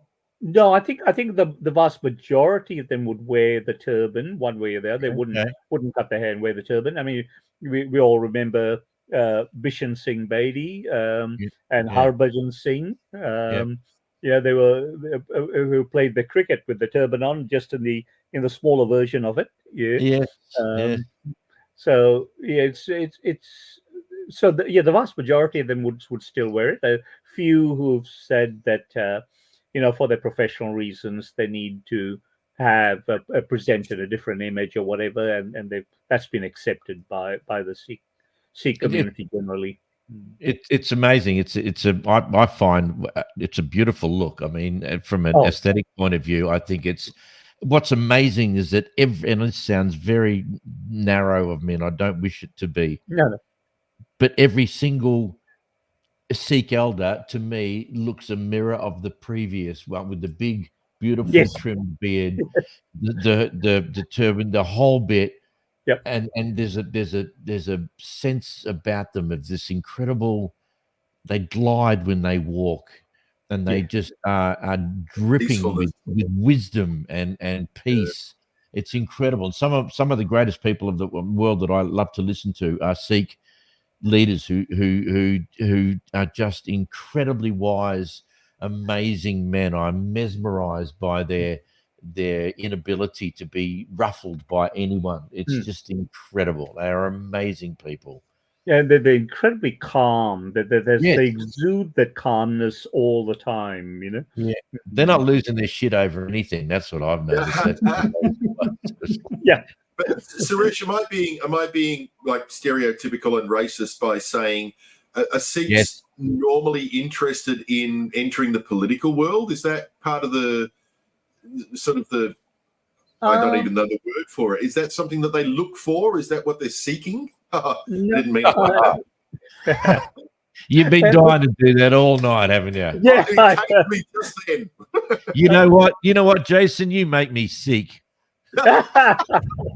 Look, it's not uncommon in India. Certainly, there's a significant number of Sikh people in the parliament, but I would say that even though Sikh people probably make up no more than about 15 to 20% of the total population of India, they probably make up about 70 to 80% of the army.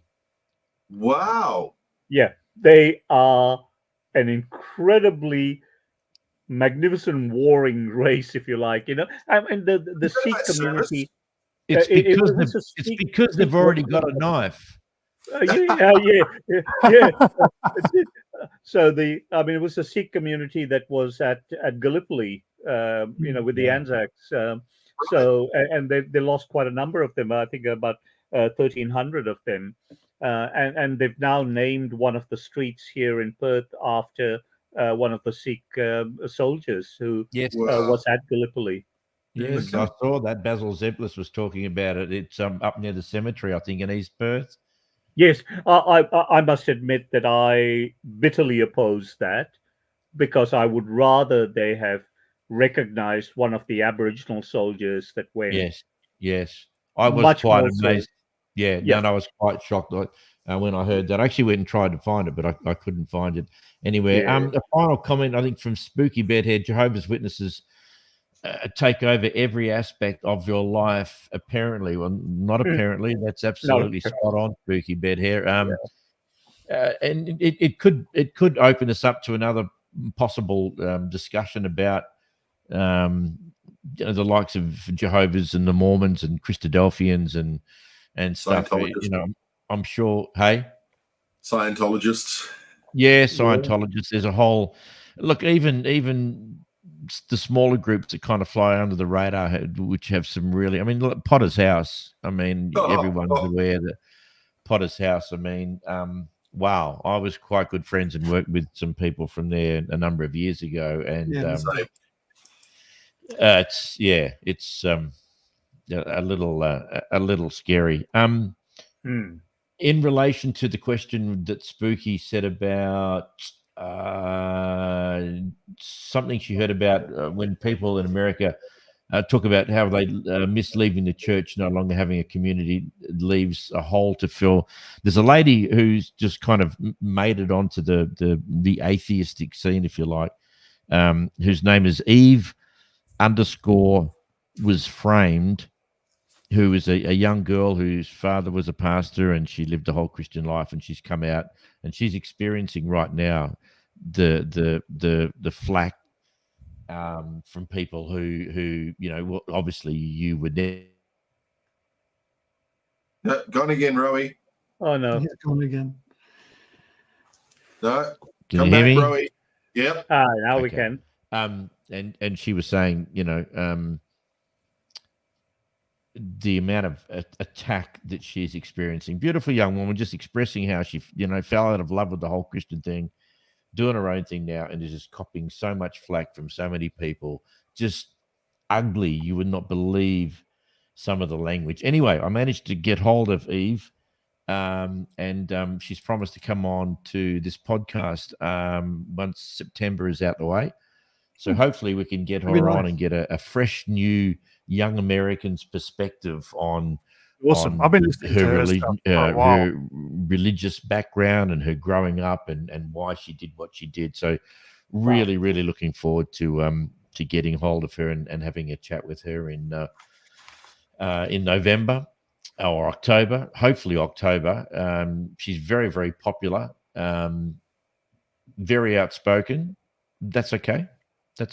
We'll look forward to talking to her. I'm just going to quickly refresh because you can hear me, but I can't hear anyone. So I'll be back in a sec.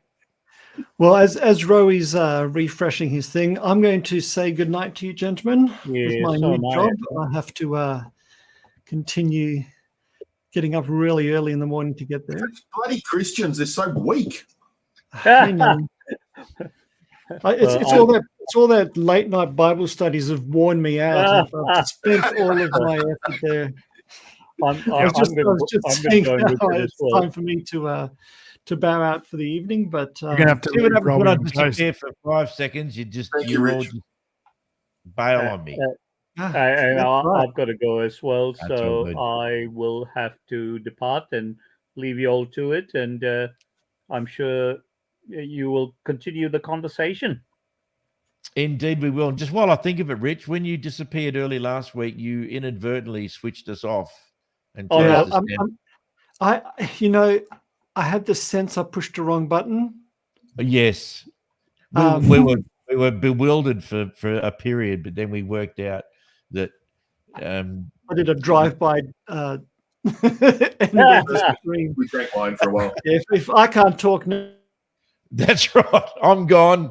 You're all gone. I'm taking my ball home with me. I'm going to click the right button tonight and just disappear. Yeah, I take my tree and get the hell out of here. I can do it. Next week. I have the technology. See you, Rich. See you. All right. See you, Suresh. See you, gents. I'll leave you to. Are we all going? Are we all leaving? Well, I'm still here. They've all gone. Oh, Rowie, it's just us now. Oh. And Tamara. Tomorrow's just decided to. Are you able to talk for 30 seconds without me? Oh, look, I'm sure I could talk the microphone off a stick, I guess. Go Absolutely. On, give it a bash. Hang on. Well, Rowi's probably a little bit like me. He's kind of reached that age where, as a middle-aged man, you do have to take a break every now and then. Tamara, hello. Spooky bed hair, hello. Rich, don't no, he's going to bed. Rich has actually just taken a job at one of our local universities, so he wants to make sure that he's at his peak performance, so he needs to go to bed a little bit early. Tamara, hello. Have you been watching for a little while? I know that you pop in every now and then, so hello to you. I just wonder as well if there's anybody else viewing this evening who hasn't commented yet. If you want to say hello back. One of the things that we're thinking about doing, and obviously at the end of the day, it's Rowi's vodcast, but we've been talking about the potential to maybe have some of you guys come on the show and actually have a chat with us as well. I think that would be absolutely awesome. I mean, clearly you're interested in the topic, so you probably have something interesting to say. And as you know, it's a fairly good-natured podcast, so whether you're an atheist or whether you're a believer, it's all about sharing that experience so that we can all learn from each other. So at some point, if you make a comment about it, at some point, if you would like to join us, I'm sure that we could wangle it because, hey, why not? We might as well have you a part of it. You're already a part of it by making the comments. We also have a few people who watch the replays during the week as well because we can see those numbers and people make comments there too. Just wonder how we can go about encouraging them to actually be a part of the live show because whilst it's wonderful for us to be able to say what we're saying, really the value of this would be if you guys are an active part of it and give us your ideas as well. Some 30, how many episodes now, Pete? 34, 35? 36, I think, tonight. 36? Well, there you go. It was, 36 tonight. 36, there you go. So, it's great to have you guys along. And I reckon there would be a lot of value. Got to speak to the boss, but a lot of value in having you guys a part of the actual podcast. We've said that from the very beginning, and there's actually nothing stopping us, I don't think, from actually doing that. That's what the whole point of the podcast was, to actually talk to people. It's great to have the questions and comments. Oh, you've muted yourself again, Rowie. Rowie. Woo-hoo. Yep, I've lost my mic again. For those people out there who are really frustrated, so am I, and we would fix it if we could just figure out what the hell is actually going on. I know you can hear me, but I can't hear you, so I'm just going to quickly do another reboot. Oh boy. Oh my God, no, I've gone full screen. That's terrible. That is terrifying. Maybe I should just go like this and talk.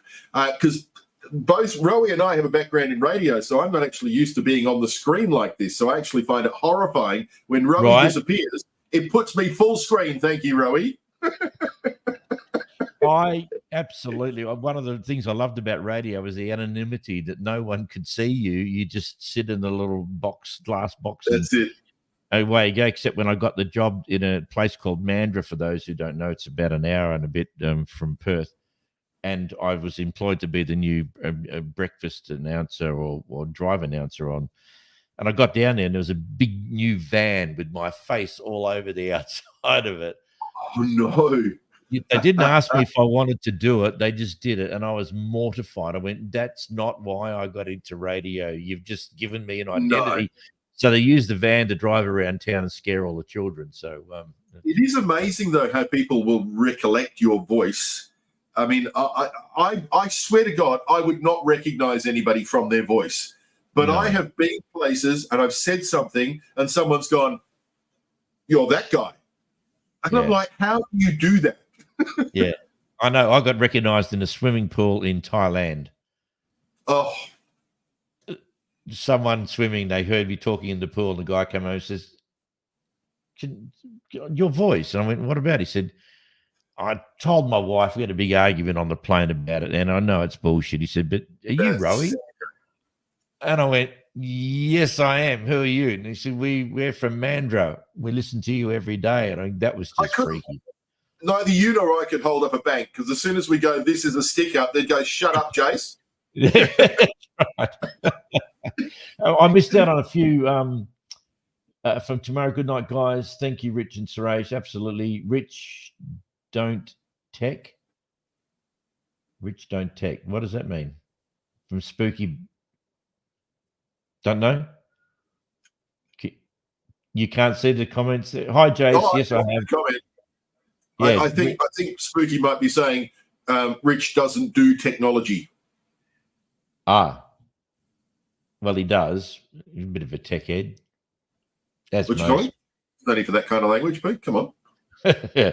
Hi, Jace. Yes, I have. And lol from Spooky Bed Hair. Yeah. Thanks for holding the fort. Well, I just I had to, as a man in his senior I years. pointed out exactly why that would be the case. Yes, I heard. Thank you so much for giving away all my trade secrets. Oh, mate, we're in the same boat. And there's all these people out there going, "What? He's only 45. What's the problem?" So, well, that's it. Yeah. But how very embarrassing to tell people that, you've got to have a wee, just like they do. Okay. Do you know why the problem, the reason why this happens, and it never happens in any other time? We have a personal trainer come around in the afternoon at 4:30, and we do an hour's worth of weights and stuff and whatever. He brings it all with him. It's absolutely fabulous. I drink about 1.5 liters of water during that process. So Right. by the time I get on air for this, that's, add 2 or 3 liters of wine on top of that and 5 beers. I mean, I was going to say, we've got something in common. About 4:30 is when I do 1.5 liters of beer. well, some of us need that. Hey, listen, I've got to correct you too on your joke. There are actually 3 types of people in the world. Really? Those that can count and those that can't. I get you. I hear you. Yep, absolutely. 3 people. Yep. My theory has always been that there is only 2 types of people in the world. There's those that divide the world into 2 types of people and those who don't.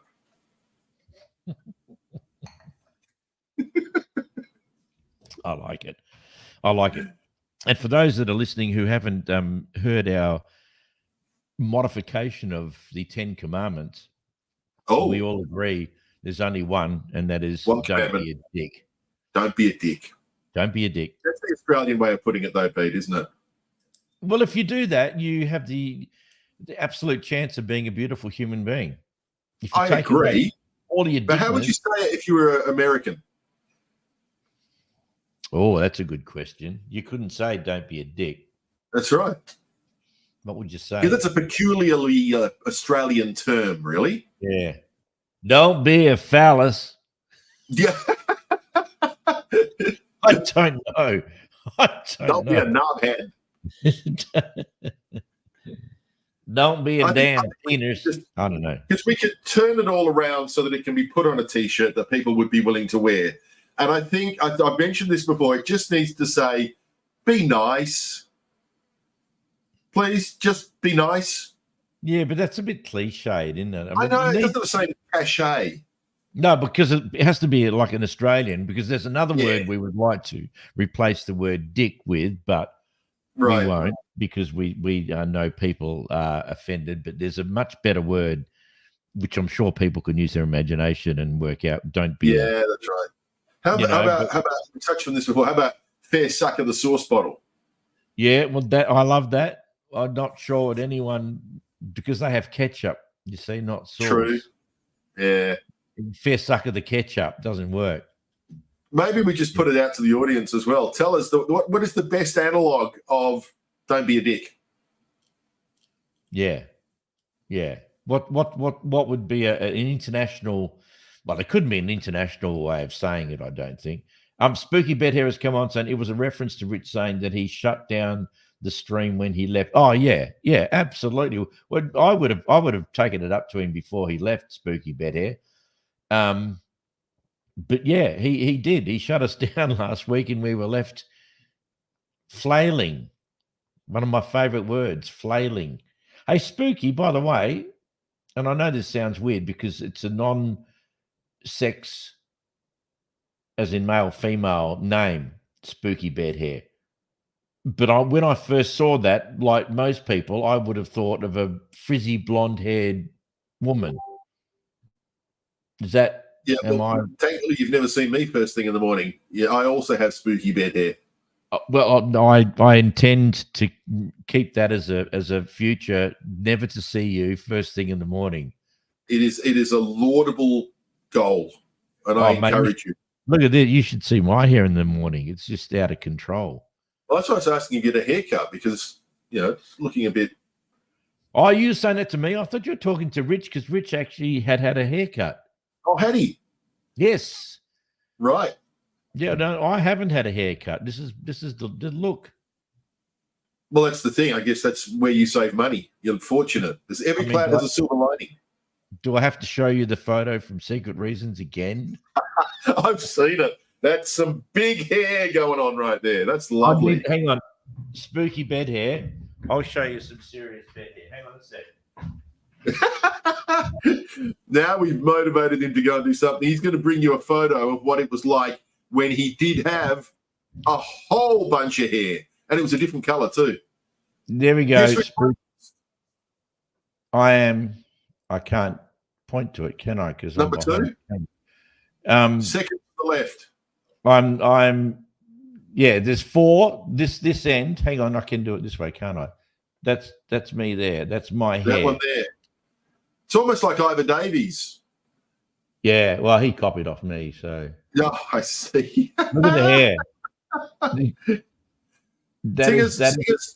Sing us a couple of lines from your most popular song with that band. Yeah, no. I got the guitar there. I mean, no. We don't want people to switch off. So that's so. Hey? What's that on the wall behind you? Oh, a few guitars.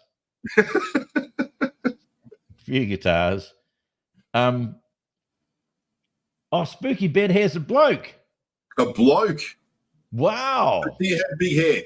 That is very brave, Spooky bed hair, to go by that name and be a bloke. Good on you, mate. Well done. That's cool. That's some lines, mate. Yes. It is awesome. It absolutely was a lion's mane. And ironically, the girl that I was going out with at the time, who was a hairdresser, had exactly the same hairstyle as what I did. It's Tamara. I got to do the love thing. That's brilliant. Great. I can't think of anything better than "Don't be a dick." Sorry. Yeah. Yeah. Bingo. I think it covers everything, Tamara. Well done.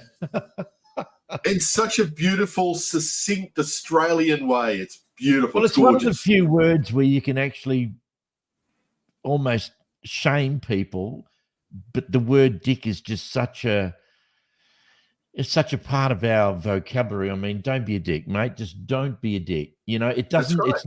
It's not really, really rude.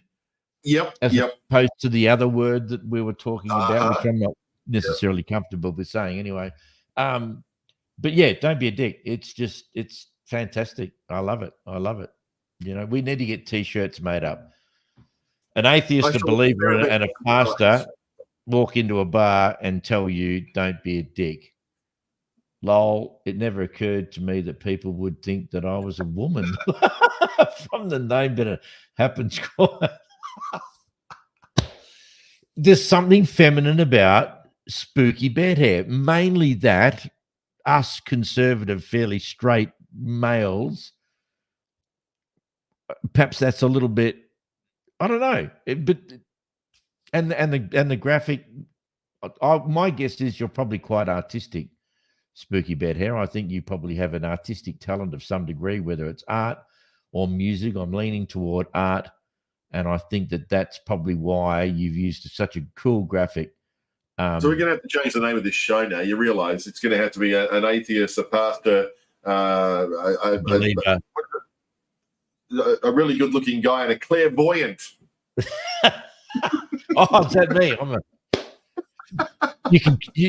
You can call me Claire. Oh, okay. From now on, I wish to refer to Claire. Clairvoyant. See, Anyway. it's only when everyone disappears, Jace, that this show really comes to life. It really it cranks it up, doesn't it? But I'm always scared to offend the good Christian boys. I try to be as nice as I can. I don't want to upset people. You do it. No. But no. If they were your stereotypical straight-laced Christian boys with an American leaning, you would have offended them a million times. These guys are bigger and better than that. I wouldn't have them on. I would not have them on. For them. It'd be no. I have tremendous respect for them both, and I would. They're even willing to be a part of this conversation, Rowie. I think that is just it's a big credit to them. Yeah, I keep waiting for them to leave. I keep waiting for them to go, we don't have to put up with. They take so much stuff from me. It's like, not very often, but every now and then. No, you muted yourself. Gone again, Rowie. Rowie. Woohoo. Rowie, you've gone again. Seriously. I got to every now and then. Doing my head in. Sorry, folks. I know you can hear me. Yep. Just don't spring that on me or anybody else. Goodness me. I wish I could work out what the hell the problem is. I really do. It seems to happen when you peak in volume. It's almost like it auto shuts down when it gets too loud. Oh, really? Do you have your microphone set to auto, like within the tool that we use, StreamYard? The audio thing has an auto microphone level? Yeah, it's on. And the only reason why I left it on is because, remember last week, it was causing an echo. But let me switch it off. That's actually could be a very good point. Let me just drop it down a smidge. Yep. Leave it like that. All right, so it's switched off. You're not getting an echo from me? No, I can hear you perfectly. Okay. It may be that could make perfect sense. All right, we'll see how we go, because I can't fix it because I don't know what the problem is. I don't know why it's doing it. Yeah. So, okay, cool. It won't do it now because. No, that's right. And I've switched away from the lapel mic that I was using back to the mic on the camera, and I'm guessing that you can't hear a huge amount of difference in the sound quality. Didn't notice any difference at all, other than there might be a bit more echo. Not echo, but that ambient. Yep. Sound, which comes from the echo cancellation, so not much I can do. I mean, nothing that stood out for me to say, oh my god, obviously you've changed mics. No, nothing at all. Sounds great. Where is that microphone? I was on your lapel there. Okay. Oh, this one I was wearing on the lapel, but it wasn't this one that went flat. It was the receiver that went flat. Spooky again. I'll mention this stream to some Aussies I know in the community, 420 Atheist and Mark Reed. That'd be awesome. And in fact, even having those guys come on board for a guest appearance would be awesome. Yeah, well, I'll talk to Rich during the week and work out because all we need to do to have them on is to give them the same StreamYard link. Yep. To click on and come on and bang, away we go. What is 420 Atheist and Mark Reed? What does that mean in the community? 420. Well, they're their names, their YouTube channels. Okay. Sorry, I'm a bit out of touch with that 420. My career has been in radio and voiceovers and playing live music, not doing podcasts. But we've been doing it for 36 episodes. You think I'd have my shit together by now. 420 Atheist and Mark Reed, a couple of Aussies from the UK. Bring that on, Spooky. Go for it. Bring it on. And I will try and organise this week. And as far as my technology experience goes, it's just simply a matter of sending them the same link that we've got and bang, they're on. If they're okay. Do you think they're worthy? Yeah. Spooky's worthy? Okay. I mean, we got pretty low standards here, so there should be no problem. I think the other thing is that, it's what we discuss is a reasonably controversial kind of topic. And so I think some people, particularly if they are tied in with one of those churches that doesn't like debate, it might be difficult for them to come on. That's what I was hoping for. I actually want someone to come on and who is your stereotypical Christian and Right. and put up an argument, and so we can have Right. some fun trying to, you know, prove to them, whoever that might be. Yeah, so these guys, I take it, are atheists as well. Big called 420 atheist and Mark Reed. Not that Mark Reed's got anything to do with it. Tamara, where you're at? Interesting. Tamara's a Christian, I believe, who's friends with. They're pretty well mannered, and so am I. Big nose. Who's the big nose? Is that Rowie or is that me? I've got a big nose. But there's other better things you could pick on. he's used grammar. I'm a bit of a grammar Nazi, and he's used it correctly, inferring that one of us, because he's going, they're pretty well mannered, and so am I, comma, Big nose. big nose. Big nose. Yeah. Big nose. Who you calling big nose? That's right. Oh, do you, son? Oh, do you? Leave it, big nose. My name is Michael Caine. Yeah. I encourage you to blow the bleeding doors off. So who you calling big nose? Spooky red hair? Yeah. Let's see what you got. I reckon Brother? Tamara's bolted. Oh, Oh, I'm no, a I'm a Christian and a friend of.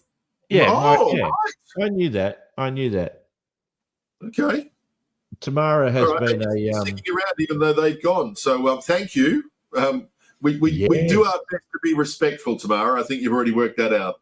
Tamara, you're listening to two heathens. What are you doing with your life?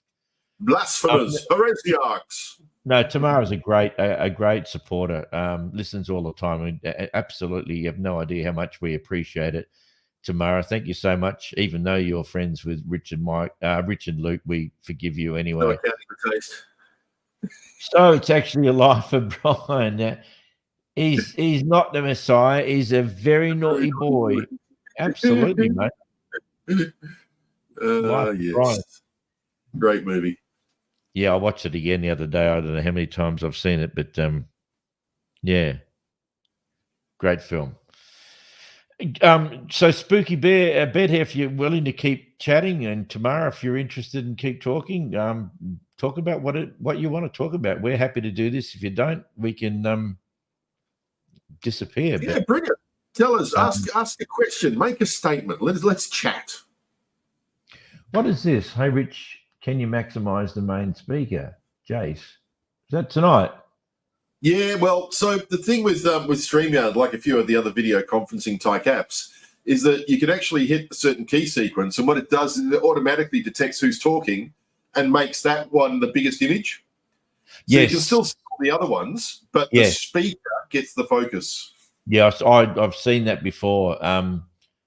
Yeah, I would much prefer to not be big face. Yeah. So look, while we're what is the time? 10:10. We'll probably, I don't know, wrap up around about 10:30. Whatever you want to talk about, anything at all, just bring it on. We are interested in what it is you want to talk about. If it's something that's about you, if it's something about us, something about God, the whole bit.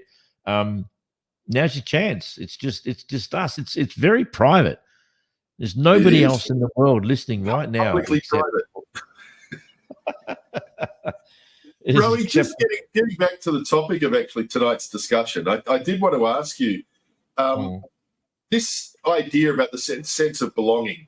Now, I know I'm an unusual individual in that I don't like being a part of clubs. I don't like being a part of really anything. In fact, I'm the sort of person where if there's a line, it's not for me.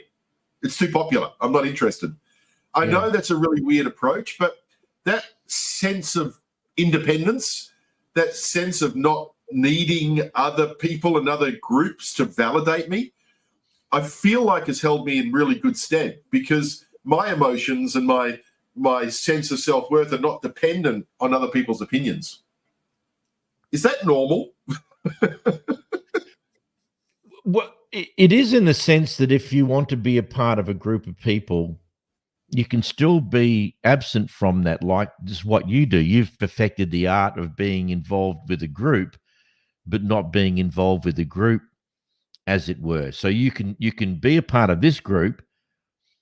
You're not being influenced by us. You're staying independent, as we all are as such. You know, we're not just all patting each other on the back and agreeing. We're saying, no, I don't agree with that. No, I don't understand it, but challenging. So what's normal? I mean, there's so many crossovers between all of us.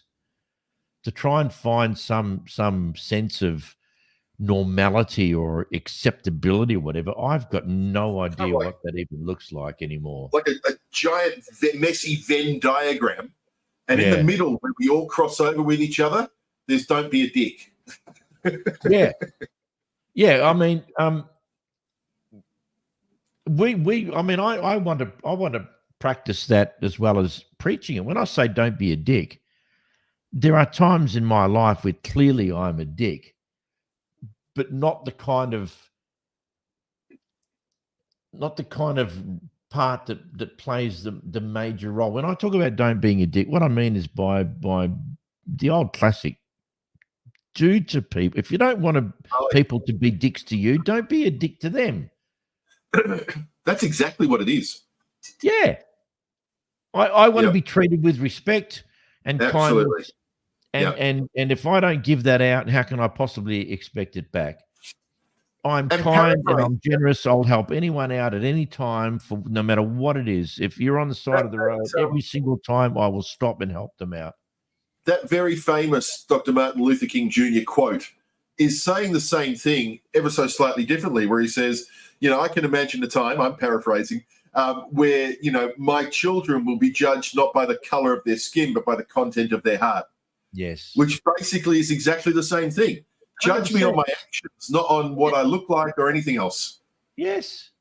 And there obviously his thrust was the fact that he had to deal with racism. I don't want people to judge me on what I am, who I am as a person. I'm not perfect, clearly, but by and large, I have a kind heart. Yeah. That is the reality of my humanity, is that I'm kind to people. I will go and mow my neighbour's lawns if they haven't got a lawn. Yeah. It means nothing to me to do that, you know. But it's an ongoing battle, isn't it, Roy? Like, as much as you want to do it, sometimes you still have to remind yourself that's what you're trying to be. Yeah. No, I hear you.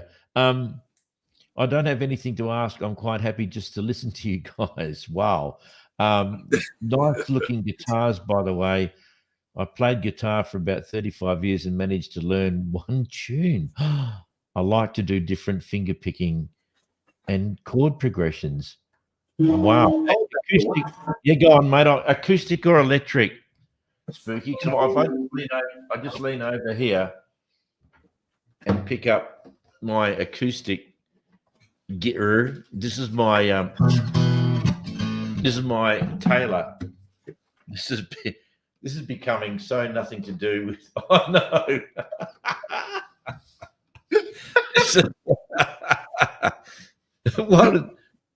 What is that? A real guitar? Come on! It's not an acoustic though. It's not plugged in, and you might notice something else. Right. No, can't look. It's not doing it. No. I can't. No, it won't come up. No, can't do it. Yeah, bits of it when you're further away. What is it? What sort of guitar is it?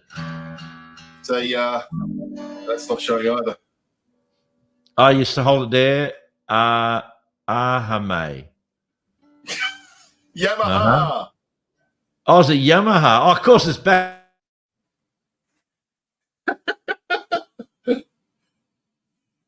But my I've lost my mic again. Whammy stick's gone. God, I can't believe that didn't work.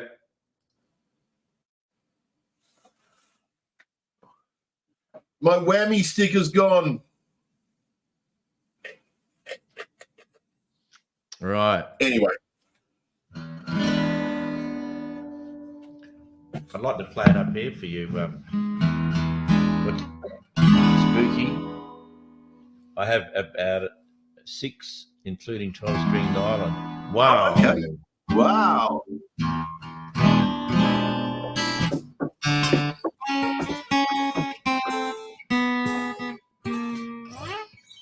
I'm sorry, Pete, I don't have my tambourine with me.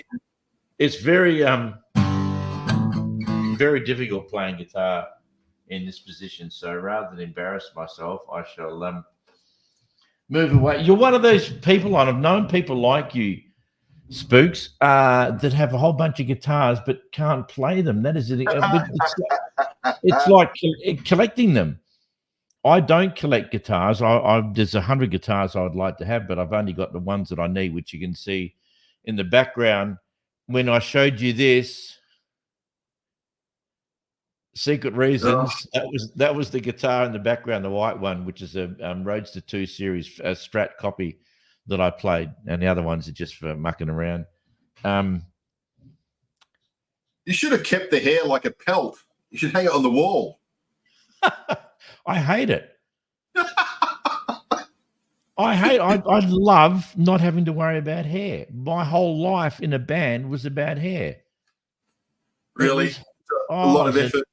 Freaking nightmare. 2 massive black cans of hair lacquer I'd go through a week. You know the hole in the ozone layer? That's you. Yeah, that bitch is mine, mate. I created that shit. Right. Of course. That's why it's called the Rowie. Of course. It is. Okay, I have about 6 guitars, mate. I'm jealous. Can I have 3 of them, including a 12-string and a nylon? That's the nylon back here. That's the nylon. That's a 6-string Ibanez acoustic. I've also got, which you can't see, the bass of this little thing here. It's a cigar box guitar, which was made literally out of a cigar box, 4-string little thing. I never played it. It's just for show. I played guitar for about 2 years. My daughter actually taught herself to play the guitar, which I was really impressed with because she's actually quite good now as well. And she sings. She was brave enough. Like this is like year 5 or 6. She got up on stage in front of the whole school and played a song on the, well, I think it was a ukulele, played a song and sang. And I'm just like, that is so super, super brave for a young girl. How old was she? Well, I think it was year 5 or year 6. I'm struggling to remember the exact age, but I still got a video of it somewhere. That's crazy. That's super brave. Yeah. And she was good. Yeah. But you know, they get to that age as they become teenagers where they really start doubting themselves. And she stopped. And I was so sad about it because it was just incredible. That's the problem with most people that start off learning. I taught myself back in late 1970s and had big bands in Perth, the one that I showed you the photo of, which was a band called Secret Reasons. And we played with people who aren't in Australia won't know any of these names apart from John Farnham, perhaps, and Mondo Rock and Pseudo Echo and the Models and all these bands. It was just absolutely brilliant. Had I not stuck with it. Every single band you've just mentioned, they all had big hair too. Yes, they did. Well, it was the 80s, mate. It was. Absolutely. And I clearly remember V Capri coming to my school and Todd Johnson was the king of big hair. Yeah. Well, Todd and I, his band, V Capri, and my band, Secret Reasons, played for ages in Perth in the same pubs and stuff, doing the whole thing. So back to our dear listeners and viewers, I've taken up the ukulele recently. They're fun. They are. I do have one, but I don't play it. You play them. I just don't have the patience to learn other people's tunes. I get it. It's very hard. It's actually physically demanding to play the guitar. It messes with your fingers. You have to play for months and months till the tips of your fingers become calloused, and I can see mine are kind of yellow on the ends. Oh yeah, right. Never realised I had such ugly fingers. Because to hold down, push down strings of an acoustic guitar is incredibly difficult. So with the gig coming up that I had last week, I had to rehearse for about 2 or 3 months to build up the strength of my fingers and all that kind of stuff. So, oh yeah, but it's good fun. It's good fun. It's one of the things I discovered, man. Because I'm not in Perth, so I don't know if people realise that the rest of you are in Perth. I'm not. I'm quite a distance out of Albany in the south of WA. And I've worked in ITN or radio my entire life. So I've always had very delicate, beautiful, soft hands. But since I moved down here, I've become a farmer and a plumber and a carpenter and everything. And my hands now, for the first time in my life, I have calluses and I have dirt under my nails. I'm a filthy man. And I look like a lumberjack. And it's great to have that. You need those hands to do what you're doing. What I hate is when I have to do things with my hands and I think, oh, I shouldn't be doing this. I've got to play the guitar next week, because your fingers are everything. I know artists who have got their fingers insured for millions of dollars to protect them, because that's who they are. They're guitarists. I never call myself a guitarist. I've been playing for 40 years. People, when they hear me play, they go, "Oh my God, you're unbelievable." And I go, "No, I'm not. You've just never seen a really good guitar. You're unbelievable. Not you're unbelievable. You're unbelievable." Yeah. Compared to someone who can't play guitar at all, I'm okay. Compared to a guitar virtuoso. What's the word? Virtuoso. Someone who's good. Someone who's good. Yeah, no, I'm not. My craft, my art is songwriting and playing my songs, singing those songs. So I've never. Maybe I should insure my mouth. Sorry? I should insure my mouth. Well, insure. Insure. Yeah. You know, because I wouldn't want that to get damaged and stop working. Neither would anybody else, Pete. That's right. This is the worst podcast I think I've ever been involved in. Hang on a minute. It's the only podcast I've ever been involved in. So look, if Spooky, I think Tamara's obviously gone, and why not? I was going to say, I know he's back. I thought he had gone, but my dear friend taught me how to play. He said of me that I have the least natural ability he's ever seen in anyone. High five, ditto. That is. I always considered myself to be fairly savant-like, Pete, because I'm really, really good at a couple of things, and I am friggin' atrocious at everything else. Oh, mate, I find that very hard to believe. I find that hard. That's my dear friend taught me. Oh, Tamara's still there. Richie's bailing. Tamara, we've got one thing in common. It's coming up to the top of the hour, and I am also going to bed. What top of the hour are you talking about? Oh, yeah, you're right. We're well past the top of the hour. It's 24 minutes past. It's like I'm not paying attention. You don't have to. Thank you so much, Tamara. Sweet dreams. Don't let the bed bugs bite. And Sweet dreams.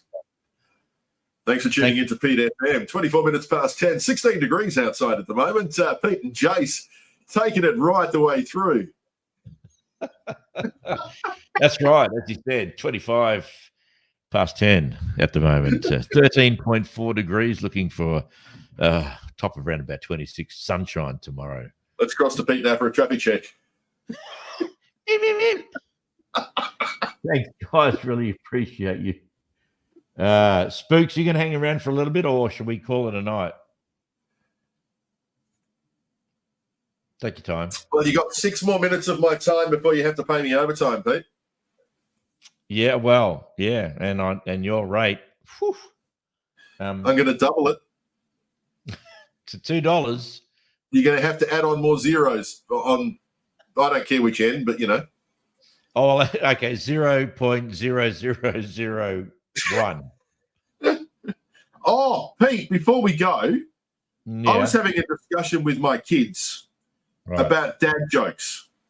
And we were talking about why dad jokes are so important and why they shouldn't be considered to be cliched and boring. And, Yeah. I said they're so important because they show a clever manipulation of language. Yes. And they demonstrate a playfulness, which I think is really, really important. But there's even a more important reason, Pete. Mm-hmm. Do you want to know why? Do you want me to show you why? Show me why. All right, there we go. Okay. Yeah, there you go. That's the quintessential dad joke. And on that note, but people complain about dad jokes and bag them out, and the reason why they do that is because they really, really know that they're just actually really, really funny. that they're the best. Let me give you an example. What did the skillet eat on its birthday? I don't know. Pancakes. That's probably not a. I changed my mind. I don't like dad jokes anymore, Pete. That's Where do rainbows go when they've been bad? To Prism. Ha! Ha! I look. We'd like people to come back, Pete.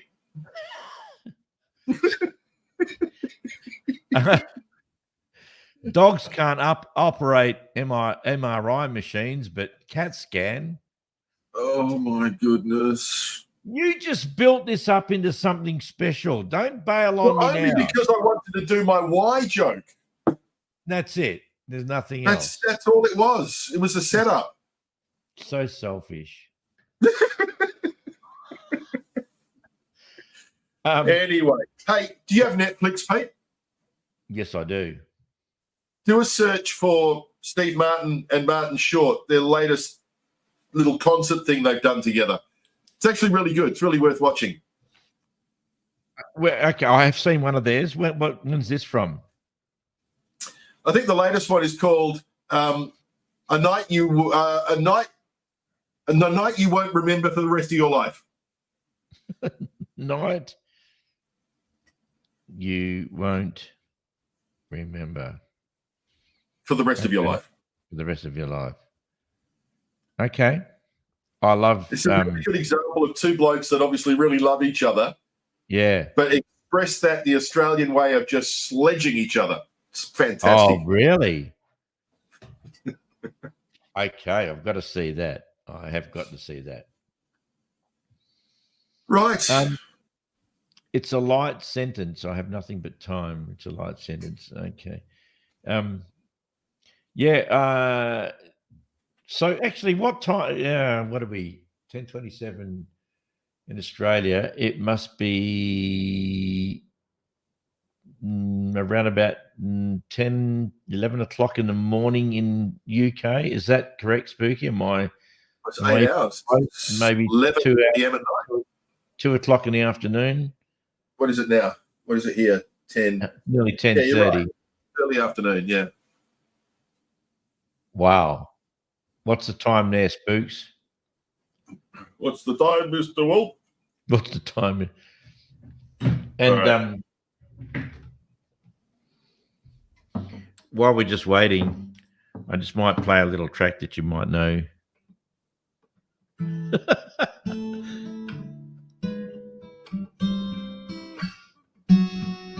Oh, he's doing Stairway to Heaven. They'll get you banned from the guitar shop. Right?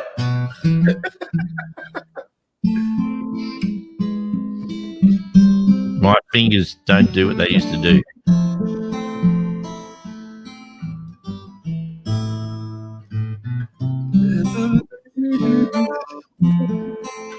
All that glitters is gold.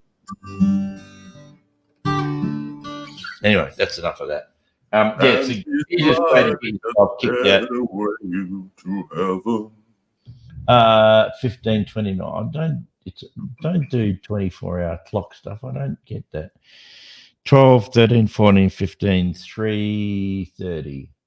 See, that's a Wow. skill that you've got, Rowie, that I don't. You can sing, you can play guitar. The best I can do is the occasional sea shanty. What's a sea shanty? No, don't tell me you. No. I love. Oh my God, I love the There sea once shanty. was a ship that put to sea Yeah. in the name of the ship. Yeah, you know those? Yep. I know it Right. well, and you Well, should I know promise that. I'll disconnect before I finish it. Being a man from, hang on, just putting my little plectrum. Being a man from Albany, you should know that because Albany maritime history is some of the most amazing in the world. People don't realise know it. I The, did. the Albany name is not actually Albany. Did you know what its original name was? No. Frederickstown. Frederickstown. Frederickstown. That was it. So when it was originally, I guess, Is I that was going to say Dutch? launched. That's the wrong word. Settled. Frederickstown. But it's, Frederickstown. you know what its Aboriginal name is? No. Kinjarling. Oh. And it's the Benang people down here, not Noongas like up in Perth. Yep. Interesting. There we A go. lot of Voice people- of an Angel. Oh, thank you, Spooky Bed Hair. Yes, yes, I have. Just the bad angels. Satan was an angel, of course, as we know. Was he? Right. Well, Satan, well, it wasn't called Satan then. Satan was the angel of music called Lucifer. And Okay. Lucifer was jealous of God and wanted to take him on and ended up as a snake in the Garden of Eden. That was Lucifer. Lucifer was the angel of music, God's proudest angel, and he got jealous of God and wanted to stick it up him, and that was never What going a to work. terrific story. It is. It's a great story. It's a great fairy tale.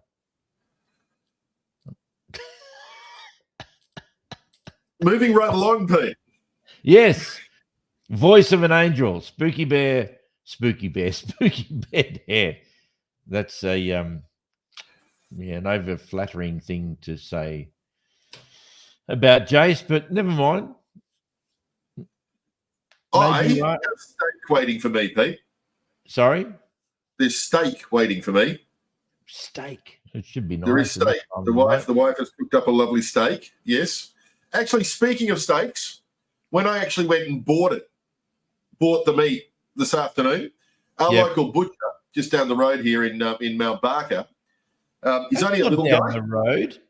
He's a little guy. He's only about this about 5, just over 5 foot. All right. And I said to him, I want the rump, but the rump is actually up on a higher shelf. And I said, I'll have some of that rump. He said, no. I said, hang on. You're the butcher. I'm the customer. I want that meat that's up there on that shelf. He I'm said, so no. afraid how this is going to end. Yeah. He said, no. I said, why? He said, look, I'm sorry, but the stakes are too high.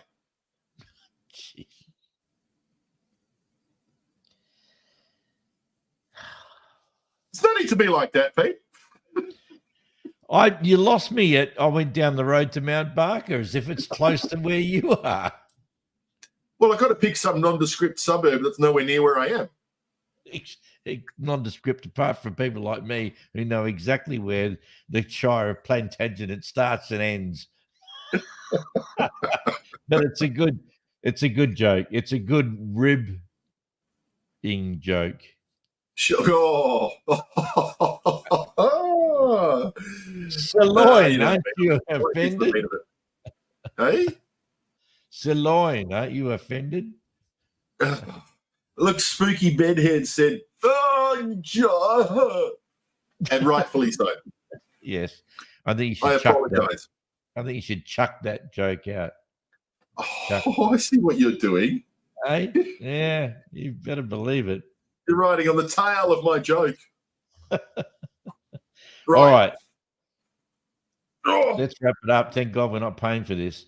Spooky Bet here. Thank you so much. Great for you to be a part of our thing. And hopefully you can join us next Wednesday night for Australian time. Well, actually it's the same. We're a year. We're a day ahead of. Hey, What? hey, we finished. What? We finished the podcast before I finished my wine. Hang on. Same. Look. Now we can finish the podcast. Yeah. 18th is next Wednesday of September. Spooks, along with everyone else. Thank you so much. If you haven't contributed comment-wise, that's absolutely fine and dandy. We just love to have you on this podcast. Nighty night. Thanks for the interaction. Thanks, Spooky Bet here. Hopefully you can join us again next week. Thank you so much. Thanks, Jace. Thanks to everyone else tonight. The contributions. We shall do it again next week. This, of course, has been live on YouTube, and it will be on Facebook as soon as we finish this little bit. I've got to sign off, don't I? Fantastic. All right, thanks, Jace. How do I end this? I've got to end this somehow. How do you end it?